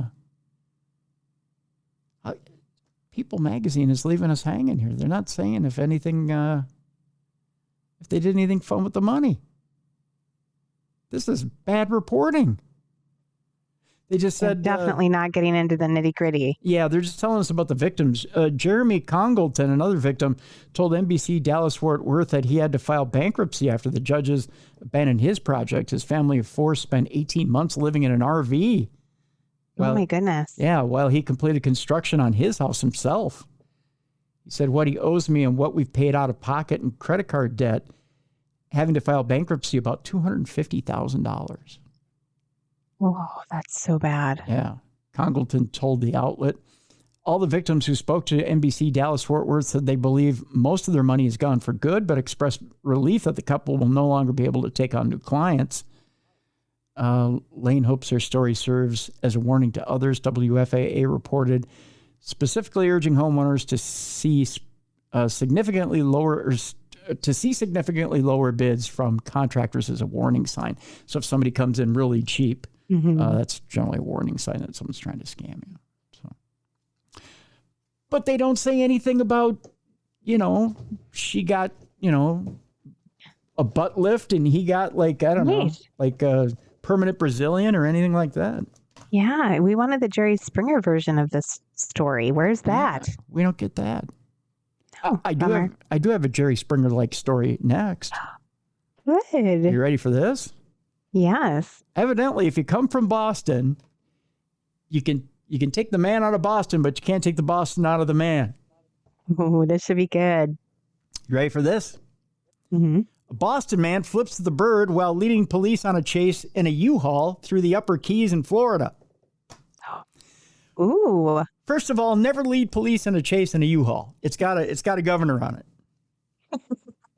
You're not going over 60. No. So I don't know what you're thinking. You're going nowhere fast. By the way, doesn't this guy look like Neanderthal straight out of the 60s? No. Yeah. Totally does. Yeah. This guy, not too bright, but he decided to antagonize the cops anyways. A Boston man sent law enforcement on a chase through the Upper Keys during the early morning hours of January 6th. According to the Monroe County Sheriff's Department, a report came in regarding a reckless U-Haul driver near MM95 in Key Largo just after 7 a.m. The driver, later identified as 29-year-old Idabek Jaliloff of Boston. Interesting name. Drove past deputies in a school zone at MM90. As he drove by, Jess, deputies say he gave them the middle finger. Oh, that was a bad choice. Yeah, well, sometimes life is a series of bad choices. And this is true. And sometimes we choose to make them, right? Jaliloff was seen impeding traffic, following too closely, and speeding, among other violations. He was just having a bad day. He was just mad at the world. Sounds like it. Deputies say Jaliloff did not stop until after the sheriff's office activated lights and sirens until about mile marker 85. He was about 5 miles. He was ultimately handcuffed and taken to the Plantation Key Jail. So basically, this guy's going through. He's at mile marker. Where was he? Mile marker 95 in Key Largo. He's driving along. There's a cop. He gives him the middle finger, right? He's like, "This guy's. This is for you, copper." Right? Yours. The copper's like, you know what? I got nothing better going on. Let's go get this guy. Yeah. Right? He's speeding through the school zone. So let's go get him. Let's go find out why he's having such a bad day. And he's speeding, he's tailgating, he's, get out of my way, get out of my way. Right? So they're like, for 5 miles, they light him up. They just go get him. No need to be a dick. Right? No. Yeah. Certainly no need to be a dick. No need to be a dick. This guy may be either your new hero or your new antagonist. I'm going to show you a picture of him right here. Here's a picture of him looking kind of Kanye West-ish in court. All right. I can see that for sure. Right? All right. Looks kind of cool, actually, even though he's wearing a prison jumpsuit. But. Yeah, well, there's more to this. He's from New York. This man used his own teeth torn out with pliers to saw through duct tape and escape from a kidnapper. Dear Lord. Yeah. He ripped his teeth out with pliers and fashioned some sort of knife or scissors with them. To saw through duct tape, I guess. Just what? Let's get to the story, shall we? Okay, I need more information. A New York man who was kidnapped and tortured by a former friend, I guess former friend, right? There's no making up in this situation. There's no going back from this, Tim. That's right. Provided testimony that put his captor away for decades. 36-year-old Shaw Powell was convicted of kidnapping and torture last month, 2 years after he held Jameel Brown hostage in a shed in DeWitt in upstate New York and viciously tortured him. Brown testified at trial recounting his violent ordeal at the hands of Powell. In courtroom coverage by local news outlet Syracuse.com, Brown told the court that on September 24th, 2023, Powell beat him with metal poles, bit him and burned him with cigarettes. You didn't bury him in cigarettes. That would be kind of pleasurable, wouldn't it? But he bit him and burned him with cigarettes. While he was unconscious, Powell duct taped Brown's wrists to his ankles. Gosh. This is not a good ending to a friendship. What happened? Like, how did we get here? I think we're about to find out. I hope so. But the most horrifying detail Brown described in court was how Powell pulled out his two front teeth with pliers. Oh, the kidnapper see, in my brain when you read it, I thought person kidnapped pulled out his own teeth. The kidnapper did it. Ugh. In a grotesque moment of necessity, Brown said he got his hands on one of his extracted teeth and used it to saw through the duct tape, which gave him the ability to escape. Wow. That's incredible and horrifying all at the same time. Mm-hmm. Powell also took the stand and testified that Brown's injuries were due to a fist fight that the men had over a drug deal. Of course, drugs are involved. Prosecutors said he lied while under oath. Before sentencing, prosecutors stated that Powell was a man who was not at all prepared to accept what he had done to another human being. When Powell heard the guilty verdict against him, he lost his cool and punched a wall. Before going to trial, Powell rejected a plea deal that would have sentenced him to 10 years in prison. His defense attorneys asked the judge not to impose a longer sentence because he opted to go to trial. The judge was unmoved by the request, saying this sentence is not punishing Mr. Powell for going to trial. It is punishing Mr. Powell for the completely barbaric assault on Mr. Brown. Powell was sentenced to, are you ready for this, Jess? Yes. 50 years in prison. Ooh, I think that's a good place for him. I think so as well. By the way, the guy in the jumpsuit that you saw was Mr. Powell. The bad guy. The bad guy who did all the damage. I mean, I feel bad because my sympathy level went down a little bit when you said they were fighting over a drug deal. Yeah. At that point, you're like, well, bravery aside, they're fighting over drugs. Yeah. But still, kind of a creepy story, that's for sure. But still terrible. No one deserves to be tortured. That's right. All right, it's time now for Not Safe for Work. It's the extended version today, as there's lots of lewd, nude, and crude, so you're going to want to get the kids out of the room. They're not going to want to hear these stories. Although that last story was kind of violent, and putting a gun in a kid's backpack, that's a little extreme. But I mean, the whole show, really. Right? Yeah. It's been kind of an extreme show. And of course, you don't want the boss to hear any of this because you don't want them to think less of you either. So get them both out of the room. We'll start talking adult stuff in 5, 4, 3, 2, 1. Here we go. This next story may not necessarily be lewd, nude, and crude. It's just creepy. I don't know about you, Jess. I have had 1 or 2 stalkers in my day. Mm-hmm. They're quite creepalicious. I don't know if they're creepalicious. Terrifying. Yeah. Terrifying. Yeah, thank you. I couldn't come up with the word you did. Yeah. That's why we have security cameras. That's right. This man's copped a plea in a creepy GPS tracker case.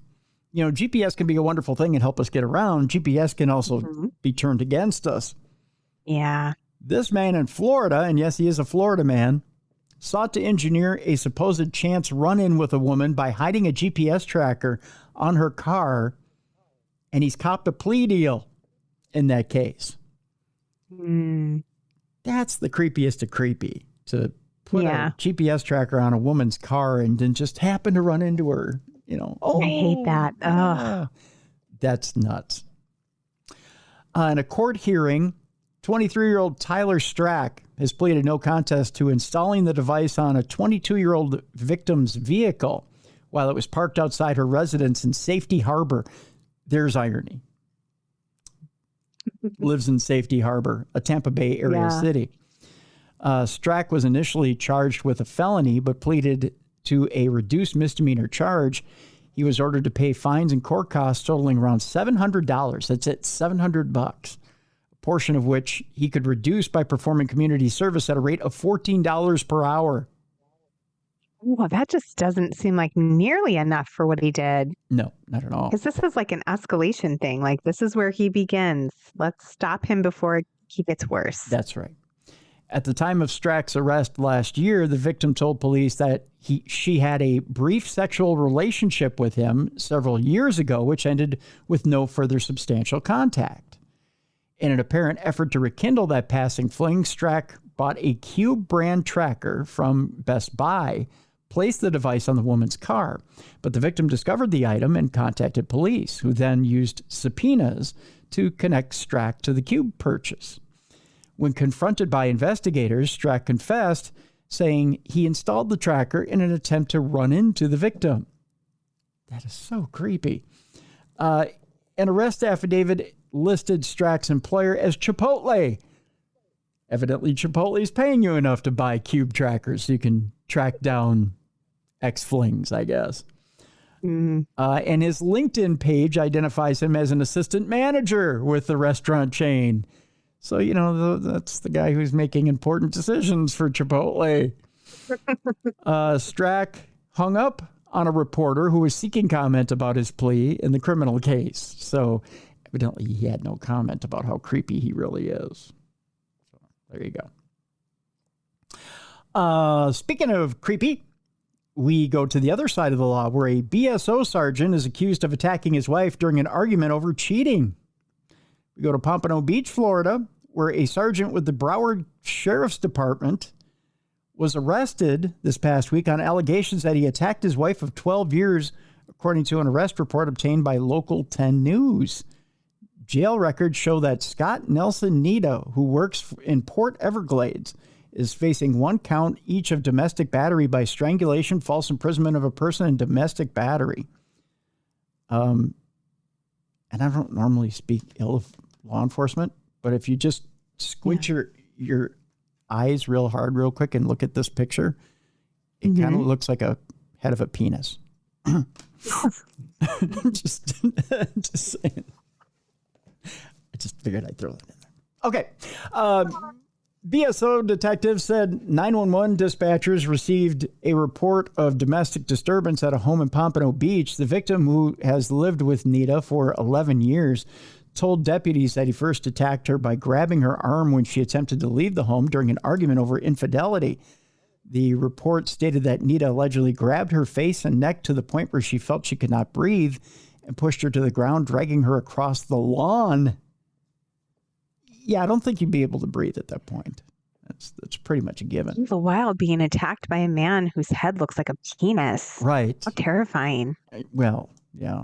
Plus, I mean, all the noises you make. I mean, there's that. I'm sorry, I shouldn't make a joke like that, but I mean, no, this is a terrible story, but it is, yeah. His head actually legit does look like penis. You are not wrong. I wasn't wrong. And there's a little foreskin for a neck right here. I mean, you know, there's that. You know. And can't unsee it. I'm glad I don't have to see this guy on a regular basis. That'd be awkward. When you grab him by the collarbone, he turns purple. It brings a whole new meaning to the dickhead. Yeah, term. it does. Dickhead, yeah. See? They said Nita followed her. Oh, by the way, deputies said when the victim was able to free herself, she ran towards her vehicle in an attempt to get away. They said Nita followed her, pushed her into the passenger seat of her vehicle, and drove away until she was able to convince him to let her go. Nita's arrest report states that he admitted everything was his fault. Well, duh. After allegedly attacking her. Shortly after, deputies said Nita cleaned her face and told her to put makeup on it to cover the injuries so that the injuries did not appear so apparent. They said the victim then left the home and drove to her residence, or to her own residence, to meet with her daughter. Deputies said the victim had scratch marks to her face and neck and bruises that appeared to be from possible finger imprints to her neck. Broward County Sheriff Gregory Toney released a statement to Local 10 News in regard to Nita's arrest. Domestic violence is unacceptable, especially from someone who is sworn to uphold the law, Toney wrote. When a sworn member is accused of this type of crime, they are held to the same standards as any other member of the public. Authorities said Nita was hired by BSO on January 18th of 2005. He is currently on administrative investigative leave without pay. Nita didn't have much to say to Local 10 News after posting a $20,000 bond and leaving Broward Main Jail. A judge ordered him to have no contact with the victim, stay away from her home and workplace, wear a GPS monitor, and surrender any weapons, firearms, or ammunition. And that basically is the end of that story there. Yeah, looks like a complete dickhead. Yeah. Totally. Just saying. By the way, if you ever wanted to see what a dickhead in a mask looks like, that's what it looks like right there. Dickhead in a mask. So, Yep. yeah. Okay. I promise we'll lighten it up with this story. Believe it or not, Jess, when you go to Miami Beach, again, we're staying in Florida, there is an organic grocer there. That's a completely nude grocer. I don't know why people would want to go through the produce section completely nude, but they do. No. I mean, yeah, like I don't even want to buy my apples if I think people's hands have been touching them, let alone their ding-alongs hanging out while they walk by. Right. You know. Yeah. Yeah, I get it. There's a little bit of a controversy here with the nude grocer. If I remember right, I thought there was an arrest here, but I guess not. I'm trying to remember. It's just that they exist. It's just that they exist. I pulled the story thinking that there was an arrest here. I guess not. It was just, there's a nude grocer in Miami. Congratulations. Hey, to each their own. Just don't make my dinner with your groceries bought at the nude grocery store, please, and thank you. Well, it reminds me of the Seinfeld episode where Kramer's making everything in the shower. Yeah. It's kind of one of those things. But Miami has a nude grocer. I'll just tell you about it briefly, and then I guess we'll move on, because I thought for some reason they got busted, but I guess they didn't. The nude grocer is... Let me grab the first part of the story here. It was founded by Charles Amine, Harry Miller, and Sebastian Lezcano. Of course, 3 guys founded it. Nude Miami was born from a simple frustration shared by countless locals: the lack of a truly clean, thoughtful, curated grocery experience. Who's thinking, God, I'd love to go shop for groceries in my birthday suit? Oh, Tim, there are plenty of people. I actually knew a friend, an old friend, who dated a guy who was a total nudist, and they would go to these nudist camps. Mm-hmm. This wasn't well known, people didn't really know about this, but we were friends. She confided in me. They invited me over for dinner one time, and I was like, "Are there going to be pubes in my food? Did he cook this naked?" No, thank you. Oh, the thoughts that went through my brain. But, there are people that just like to be naked. So I'm sure there's a market for a nude grocery store. You won't find me at it, but. No, I hear you. I wouldn't go. They said, we decided to build Nude Miami to solve a problem that we had in our own lives. that it is. It's a problem in your own life. And it turns out a lot of people feel the same, they said. Amine said he already received overwhelming interest from residents eager for the grocer to open in their own neighborhood. The grocery store is 4,720 feet. It's in Brickell, Miami, or in Brickell, Florida. Okay. It brings together everything health-minded Miamians want under one roof: organic groceries, better-for-you snacks, non-toxic wellness essentials, and highly selective assortments of brands vetted with uncompromising standards. No GMOs, no artificial sweeteners, and absolutely no seed oils. Everything is clean. So they say. You better be clean if you walk in there. Your ass better not be stanking if you're walking around there naked. I'll tell you that much No right doubt. now. Right. I'm definitely washing my vegetables when I get home, though. I can tell you that. That's right. Hand sanitizer Everywhere. over my whole body. That's right. They better. You're gonna have to drink it. You better slather yourself in Purell when you walk in. Head to toe, Tim. That's right. Yeah. It's at 1100 Brickell Bay Drive in Miami. By the way, if you want to check them out, folks, nudemiami.com. Oh my gosh. Somebody please go there and take a selfie and send it to us. Yeah. You don't have to go inside. I'm not saying send us naked selfies. Let me rephrase. Yeah, you're gonna get them. You're gonna get them in your email, kid, not me. I don't want them. You're gonna have a bunch of guys with their sausages hanging out at Nude fully Miami. Clothed, just out the front. Standing in front of it. Look, Jess, I'm at the deli. It's me and my sausages. that a package of hot dogs? Oh, no. Look at that eggplant. It's huge. No.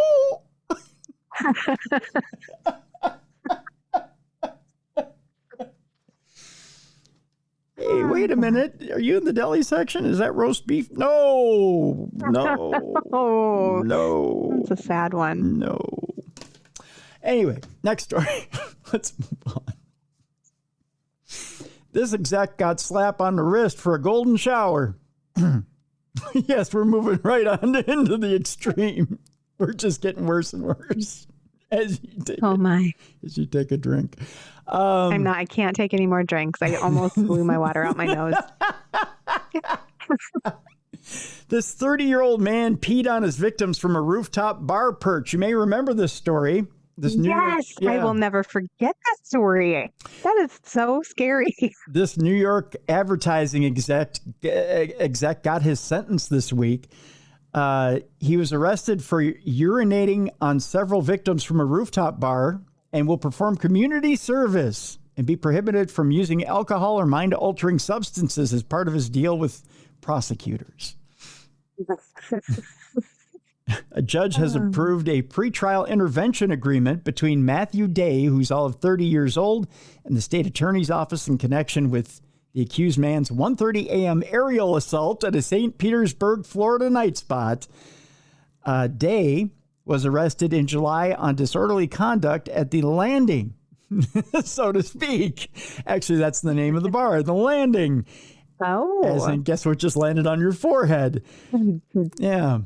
Which advertises itself as an elevated hangout balcony bar.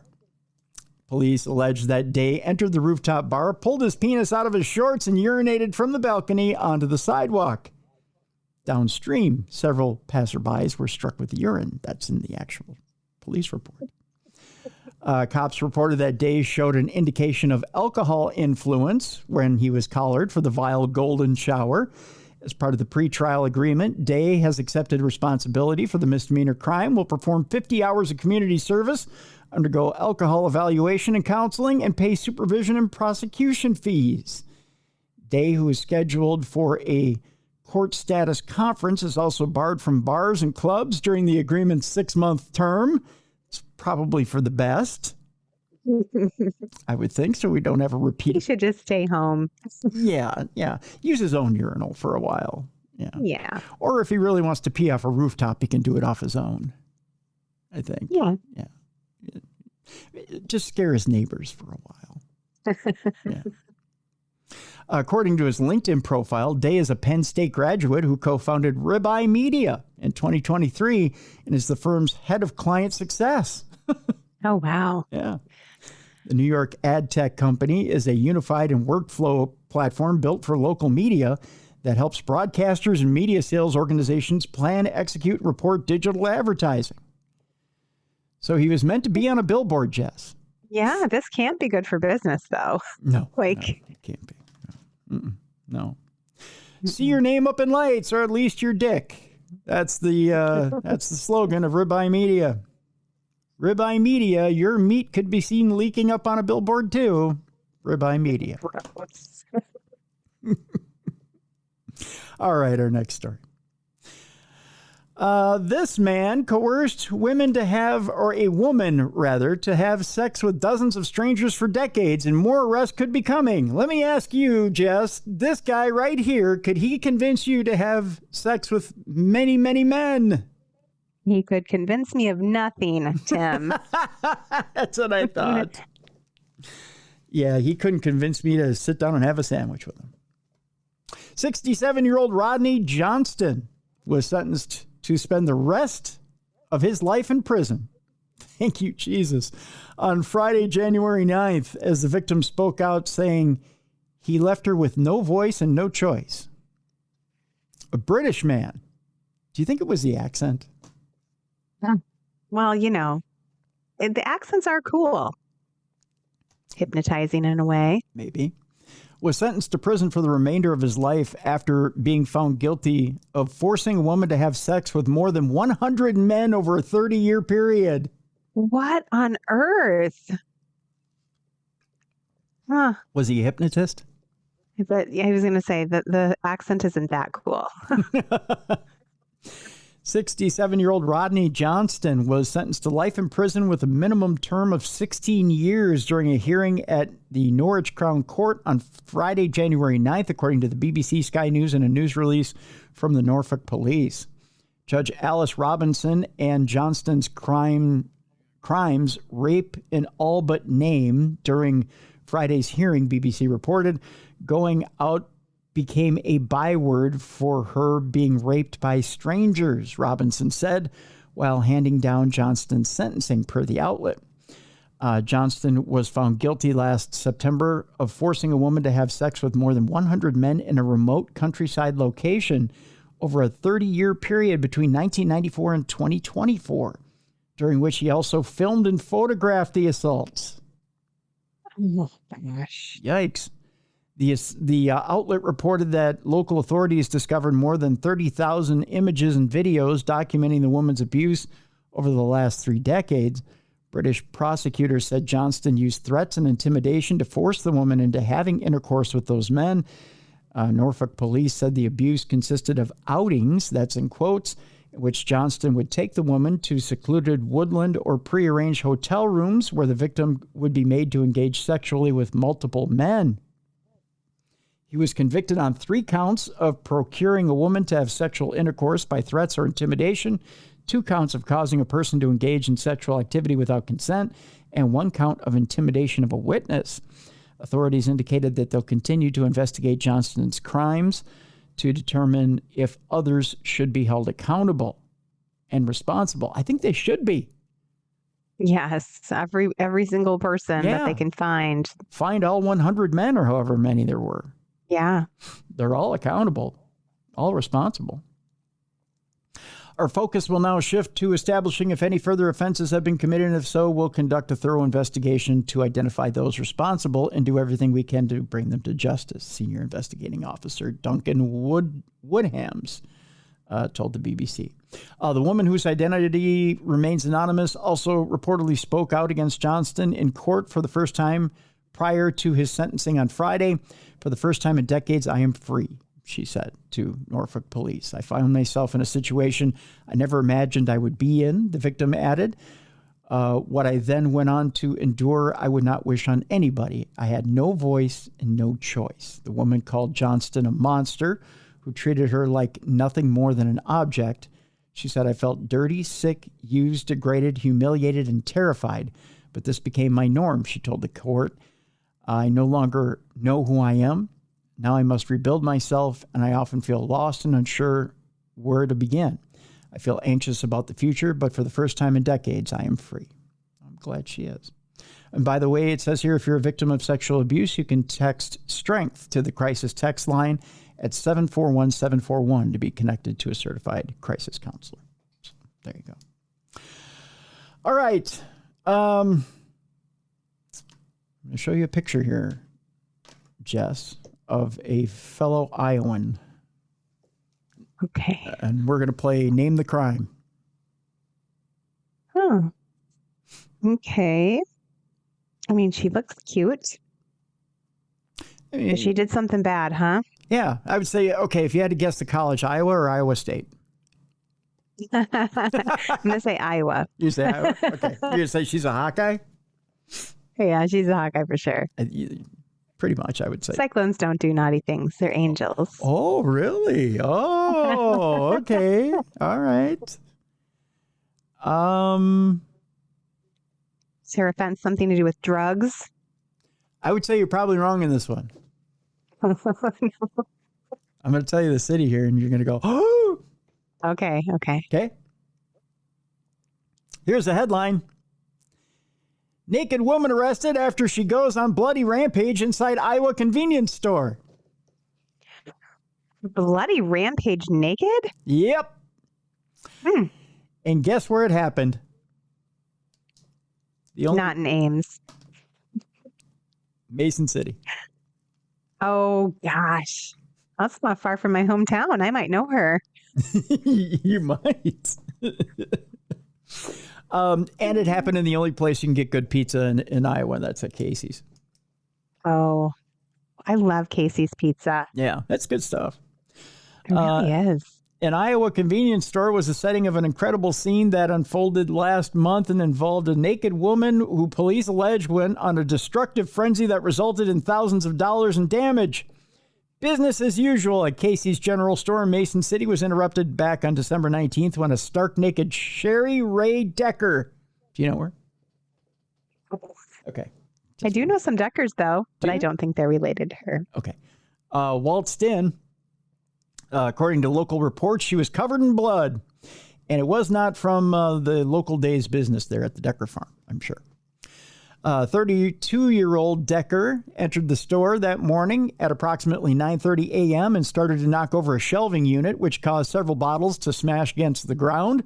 When an employee walked up to her in an attempt to calm her down, she allegedly pushed the worker.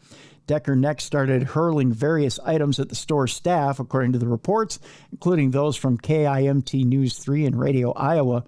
Radio Iowa, is that like Radio Russia? I mean, I worked in Iowa for a while. I think it probably is. Police claim Decker's wild rampage also resulted in tarnished consumable items. I've also eaten in Iowa. There's no such thing. Ooh. You just eat anything. It doesn't matter if it's covered in blood. Doesn't matter. Her blood splashed onto some of the store's products' packaging, requiring their destruction. The reports indicate there was so much blood in the store, it was forced to close due to the hazardous conditions. What was she working her way through?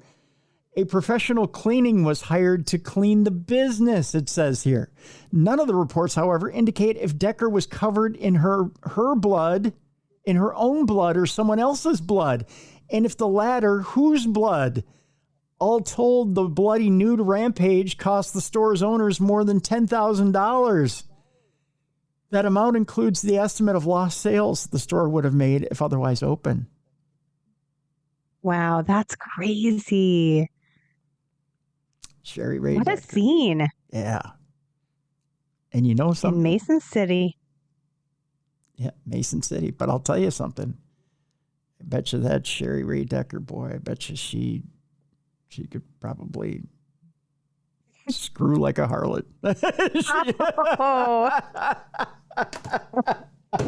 She's a wild one, Tim. She's a wild one, I'll tell you.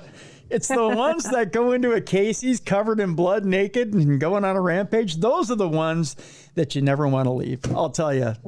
Those are the ones that you never get to leave because they're crazy and they murder you when you try to leave. Yeah, but boy, I tell you, that's 25 of the most fun minutes of your life. I'll tell you that much right now. She was really cute, so I mean, I can understand. Yeah. Clearly has a few issues, Timmy. Yeah. This one, though, I can't make an excuse for this next one. Our next headline, a nude Louisiana woman attacked a cop who told her to leave a private pond because she was trying to be a mermaid. Oh, it's the cutest story that's ever. my dream. You can see yourself in this situation. Here, I want you to meet. I'm busy here trying to be a mermaid. Meet you. Oh, I can't hear you. What did you say? Oh, I said she's cute. She could be a mermaid. I don't know about that.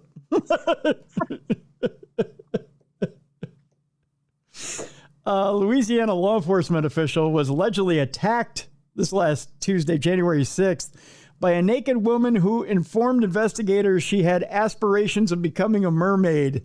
Oh my gosh, she was literally like tripping or something. Yeah, she was like, "Leave me alone, I want to swim." She was out of her mind. I thought she just was living her fantasy.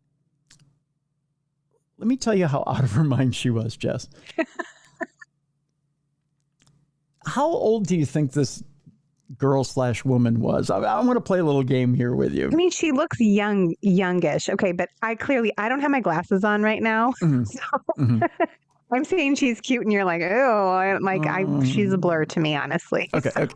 Well, I'm gonna say like 19-ish. Like she looks young. You would think with the behavior, right? I just want to be a mermaid. Yeah. Just let me swim, right? Just let me go. Yeah. I just want to give me a fin, and I just want to disappear into the water. You would think, oh my gosh, that's the cutest little teenage. She's in her dream. 40s. She's middle aged, isn't she? Yeah, she is. She's 41. She clearly is off the deep end. And I clearly can't see. That's all right. Yeah, I didn't ask you. I didn't ask you to put on your glasses and look at her. That's fine. The Union Parish Sheriff's Office said in a statement in Us Weekly that Erin Elizabeth Sutton, who's 41 years old, generated a call to 911 allegedly trespassing on a property in Linville. The property has a substantial pond that belongs to her neighbor who called police for help. So evidently this isn't the first time she tried to escape and be a mermaid in the neighbor's pond. She has a plan, Tim. There's a seed of desire planted inside of her. She is a mermaid, and she will be a mermaid. Yeah. Get out of her way. The caller told dispatchers that Sutton had been swimming nude in their pond and refused to leave the water. Can you imagine? You just look out at your pond and there's just some naked middle-aged woman just... Hey, Elizabeth, put on some fucking clothes and get out of my yard. I'm a mermaid. Leave me alone. Yeah, and I'm a fucking millionaire. Get out of my yard.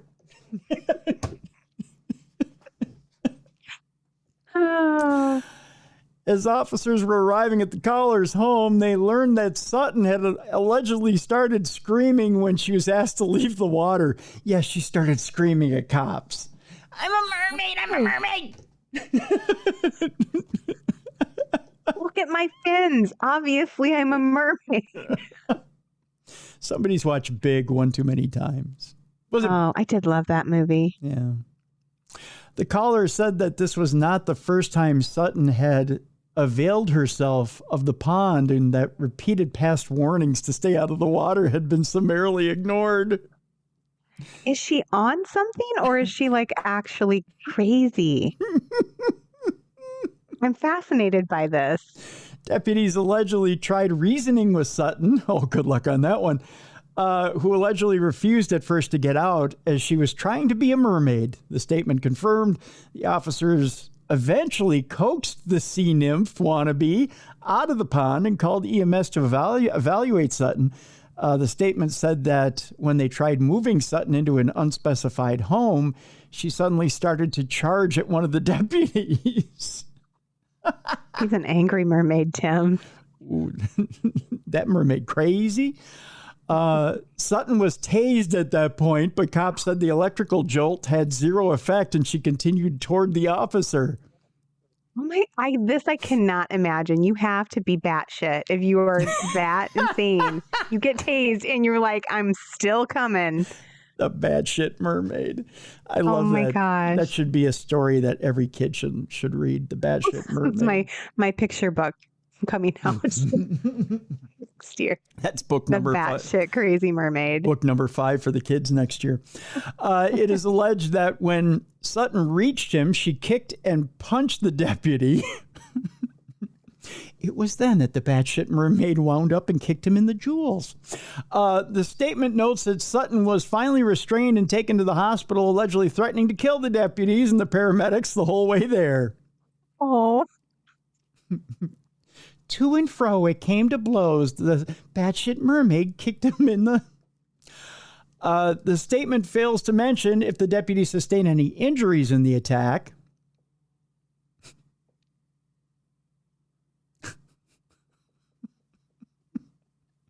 Evidently, she wasn't landing those blows very hard. She's just a swinging. She's a swinging. Cussing. That's a John Anderson song, isn't it? I know that song. I used to love that song. Yeah. She's just a swinging. Sutton has been charged with 3 counts of resisting an officer with force of violence, 2 counts of public intimidation, 2 counts of battery on a police officer, 1 count of disturbing the peace and drunkenness, 1 count of criminal trespassing, and one count of being a chicken of the sea. The police statement did not mention anything about Sutton being intoxicated at the time of the incident, although the disturbing of the peace drunkenness charge indicates that they believe she was. If convicted on the public intimidation account alone, Sutton could be sentenced to 5 years. Sutton had Sutton has her bond set at $62,000. That's how much being a mermaid costs. They're like, we're not having it, lady. Right. That's right. It's unclear if Sutton remains in police custody. Plea and attorney information for the woman also isn't available at press time. I mean, I sincerely hope that she was intoxicated, because if that was done unintoxicated, you get this woman some help. Right. Although, kind of fun. But if you thought that story was fun, Jess, our last story might have that one beat.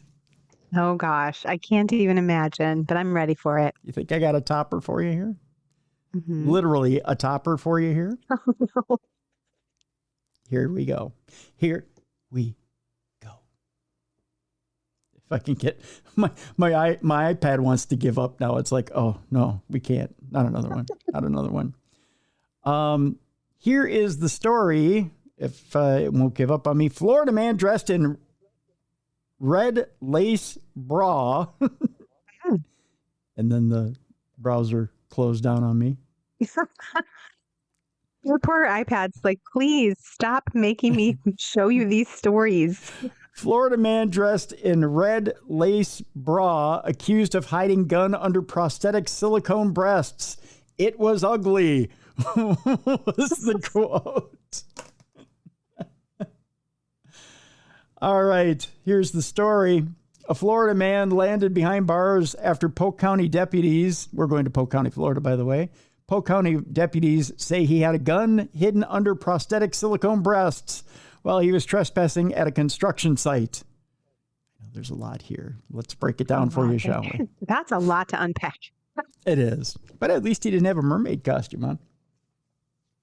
According to Polk County Sheriff Grady Judd, he's back, ladies and gentlemen. Oh, my gosh. 39-year-old Matthew Zaccarino of Altamonte Springs was sitting in a vehicle by himself at a construction site last month. When deputies approached him, they said he was wearing a red lace bra with prosthetic silicone breasts because why not? It's Friday night. Then we notice he's wearing a G-string, showing off the boys. You know what I mean? Whoa. Said Polk County Sheriff Grady Judd. I love that. Do you think this is what he imagined his life would be like when he was a kid? And he's like, I want to grow up and be a sheriff.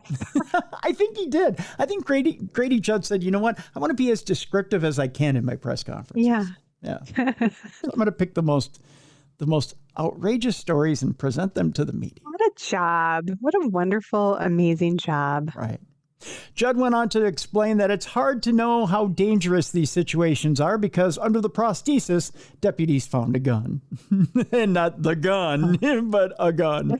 Not the gun. That is scary, honestly. Obviously, this guy is, a few bricks short of a full load, and he's packing. You said full load.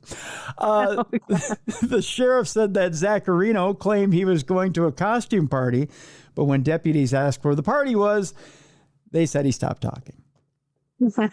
Right here. That's right. Party's always been right here. Can you imagine? He's mad at us for trying to find out why he's wearing lace bras with guns and G-strings or G-somethings, Judd said. It was ugly. It was so ugly. All right. Zaccarino was charged with armed trespassing with a firearm, loitering or prowling, and resisting an officer without violence. And that, Jess, is how we end today's program. Oh, we can't top that. It's like the cherry on top of the sundae. That's right.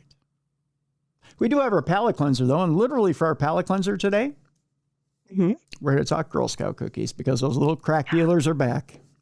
Oh, good. I love them. I'm out. I need some. Well, it's that season. And, of course, they got to keep you coming back for more. So what do? They switch it up on you, Jess. They take one away, they add a couple. They take one away, they add a couple. They take a couple away, they add one. That's the way they work. You know why? Because they got to keep you coming back for more. I'm telling you, the Girl Scouts of America are making little crack dealers as we speak. Oh, they definitely are. And we're all addicted. Girl Scout cookie season's officially here, and there's a new treat to try. That's right. There's a new flavor out there.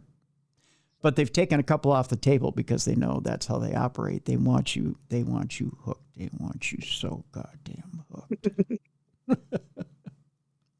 All right. It's officially Girl Scout cookie season. That means Thin Mints. That means Caramel Delights, otherwise known as Samoas. That means peanut butter patties, also known as Tagalongs. Girl Scout cookie season also is a moment of joy and tradition, and this year promises to be incredibly exciting. Wendy Liu, who oversees the Girl Scout of the USA, otherwise known as Pimp Mama Extraordinaire. That's what I call her, at least. Said in a January 6th release announcing celebrating launch day, we're thrilled to introduce the new delicious Explore More's cookie. You ready for this? Yes. While Toast, Yay, and S'mores cookies are off the table, they've been retired. You can't get them no mo. Explore More's is a cookie inspired by Rocky Road ice cream, and will make their cookie menu debut this year. You ready for this? That sounds yummy. Listen to the description here, Jess. Are you ready? I want you to clear your mind. Here we go.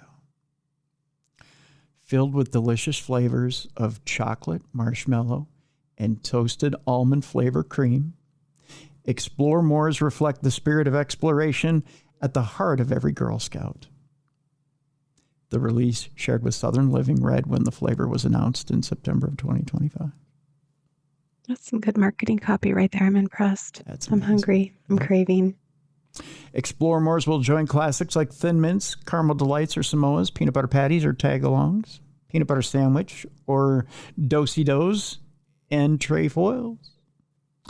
As will newer cookies like the lemonades or lemonades, which are my favorite. Those little crack dealers have me hooked. And adventurefuls. I will be stocked up on Thin Mints and lemonades. Yes, we have to have a lot of Thin Mints at our house. They go so fast. Yeah. By the way, you'll be seeing them in a supermarket near you, dealing these little suckers, or on every corner everywhere, or in an office building being peddled by your coworkers. Just walking down the street with their wagons. That's right. Relatively soon. So look for that new cookie, the Explore More. It's coming at you. And finally, without further ado, because you've got that Explore More in your mouth, here's something that shouldn't be in your mouth. Are you ready for this? Maybe. The beloved walrus penis has been stolen from a New Jersey cheesesteak icon, Jess. Wow. Yeah, that should not be in your mouth. Yeah. And the owner is blubbering mad. I don't blame him. If my beloved walrus penis was stolen from my New Jersey cheesesteak icon, I would be blubbering mad as well. I can't get this story to move for the life of me. I think just the headline itself is... That's all we need. I really think, Tim, your iPad wanted to be owned by a child and just play video games. It's just rebelling. I think so. It's just that I've had enough today. I've had enough. I don't want this smut. I don't want to share this. It's starting to move. Essentially, Donkey's Place in Camden is the name. I know Donkey's Place is the name. Is well known for its iconic cheesesteaks. So good that Anthony Bourdain himself once called it the best in Philadelphia, despite their location across the Delaware River in New Jersey. Mm-hmm. Yeah. Owner Rob Lucas Jr. told New Jersey Advanced Media that Donkey's Place has kept a walrus baculum, or a bone in the penis of many mammals, behind the bar for so long, and as long as he can remember. It's a popular conversation piece that sits along with a megalodon tooth and several other artifacts. Diners often come in for cheesesteaks and drinks, and ask about what this peculiar bone is, huh? Is that a walrus penis bone, or are you just happy to see me? Right? Bartenders let them take a look and guess before revealing the answer. But last week, a customer stole that phallic favorite. The bartender handed it out for them to figure out. He used to hand it out to figure it out what it was. So he'd say, "Here, touch my bone." Wow. Yeah. This is weird. It is weird. She went to the back to do something else, and then someone took it. When she said, "Here, touch it and figure it out," and then she went to the back, and then someone just took off with it. Left. Yeah, they're just like, "This penis is mine." Yep. The bartender said, "We got his picture, but I don't think he's from around here." Donkey's Place posted a TikTok video on New Year's Eve featuring the bartender who was involved in the incident, urging the customer to return the walrus penis. So please bring back the walrus dick, if you would. Yeah. They're not the same without it, they say. You need it. Yeah. Donkey's Place needs their walrus dick. If you could. How odd that they don't have a donkey dick instead of a walrus dick. It's just so odd. Well, I don't think donkeys have a bone in their dick. Really? Yeah. Huh. Yeah. Lucas, the grandson of the original Donkeys owner, Leon Donkey Lucas, said he doesn't want to press charges following the incident. It simply wants the decades-old item returned to its home on Haddon Avenue. Donkey's Place hasn't attempted to contact the man who used a credit card to pay for his meal. So they know who this is. They can get the walrus dick back. Well, then they should just go there and get it. They should. We didn't want to file a police report or anything like that. Lucas said, "We just want the thing back." So there you go. That's your pellet cancer. We just want the thing back. You are correct. Donkeys and horses do not have bones in their penises. See? I just took a swing at the dick and I got it. But a walrus does. How odd that they have a bone. Yeah, well, that's where So then is it always erect? Maybe. I got to stop thinking about this. You're putting too much into it, Jess. That's what she said. Hello. Oh. Mm-hmm. Well, we made it. We got through all the dirty stuff and we cleansed our palates with a walrus stick. That's hard to say. Walrus dick. It's like I had it in my mouth. I couldn't get the words out. And it's a big bone at that. Thank you very much. Hello. Well, with that, Jess, what do you have going on in your world? Oh, not a whole lot, Tim. It's pretty quiet right now. I'll just be hiding away in my hidey hole writing books for a bit. Oh, there you go. That's a good thing. Yeah. A good thing. Yeah. Oh, on this side, let's see. I'm cooking up some stuff here. I'll have a little bit more for you here, maybe in the next day or two. But I'm working on some stuff. I can tell you this much. I'm working on a brand new 20th anniversary logo with the great Howie Noel. Very cool. And we're getting the final graphic here. By the time you listen to the show, we should have the final graphic. So, yay. So hopefully we'll have merchandise and everything here shortly. So we may have it by the end of the week. Maybe by the end of the week. That's very exciting. Yeah. So you may have 20th anniversary Darkness Radio merchandise. So there you go. I know I've been promising merchandise for a long time. I know. It's happening. It's like the missing walrus penis bone. One of them may turn up soon. Yeah. So there's that. Let's see. Tomorrow on the big program, Supernatural News with Mally Fox. And then Thursday, an old friend returns to the show a little bit early. I wasn't going to have him on until summer, but he's requested time. Oh, well, that's interesting. I don't know if I'm alarmed by that or not. You know, maybe it's fitting. I'll just say maybe it's fitting. You know, the third week in January, I've been trying to follow this anniversary theme, but the third week in January in 2006 was Rosemary Ellen Guiley. And she's no longer with us. So obviously I can't have Rose on. So I was trying to think of who I could put in her place, but then magically this person came across. Meant to be. So we'll kind of spring this on you on Thursday. So, yeah. Maybe I can communicate with her. No, I won't do that cheap. I won't do that cheap trick.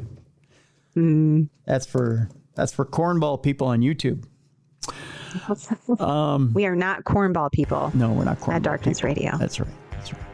But it's interesting that this person asked me for your guys' attention. Yeah, I'm super intrigued. Yeah. So they wanted an audience with you. So I'm one to oblige. So, and I'm going to listen. Yeah. So that is coming up on Thursday. So in the meantime, Supernatural News with Mally tomorrow. That's all I got for today. Again, if you're watching this on video and you're not listening on audio, be sure to like and subscribe. And we will see you tomorrow for Supernatural News with Mally. Thank you again, folks, for continuing to watch and listen to us here on the best in true crime podcasting. And again, if you have stories for dumb crime, stupid criminals, send them in. Tim@darknessradio.com. For Jessica Freeberg, I'm Tim Dennis. Thank you so much for watching and listening to us right here on the best in true crime podcasting. This is True Crime Tuesday.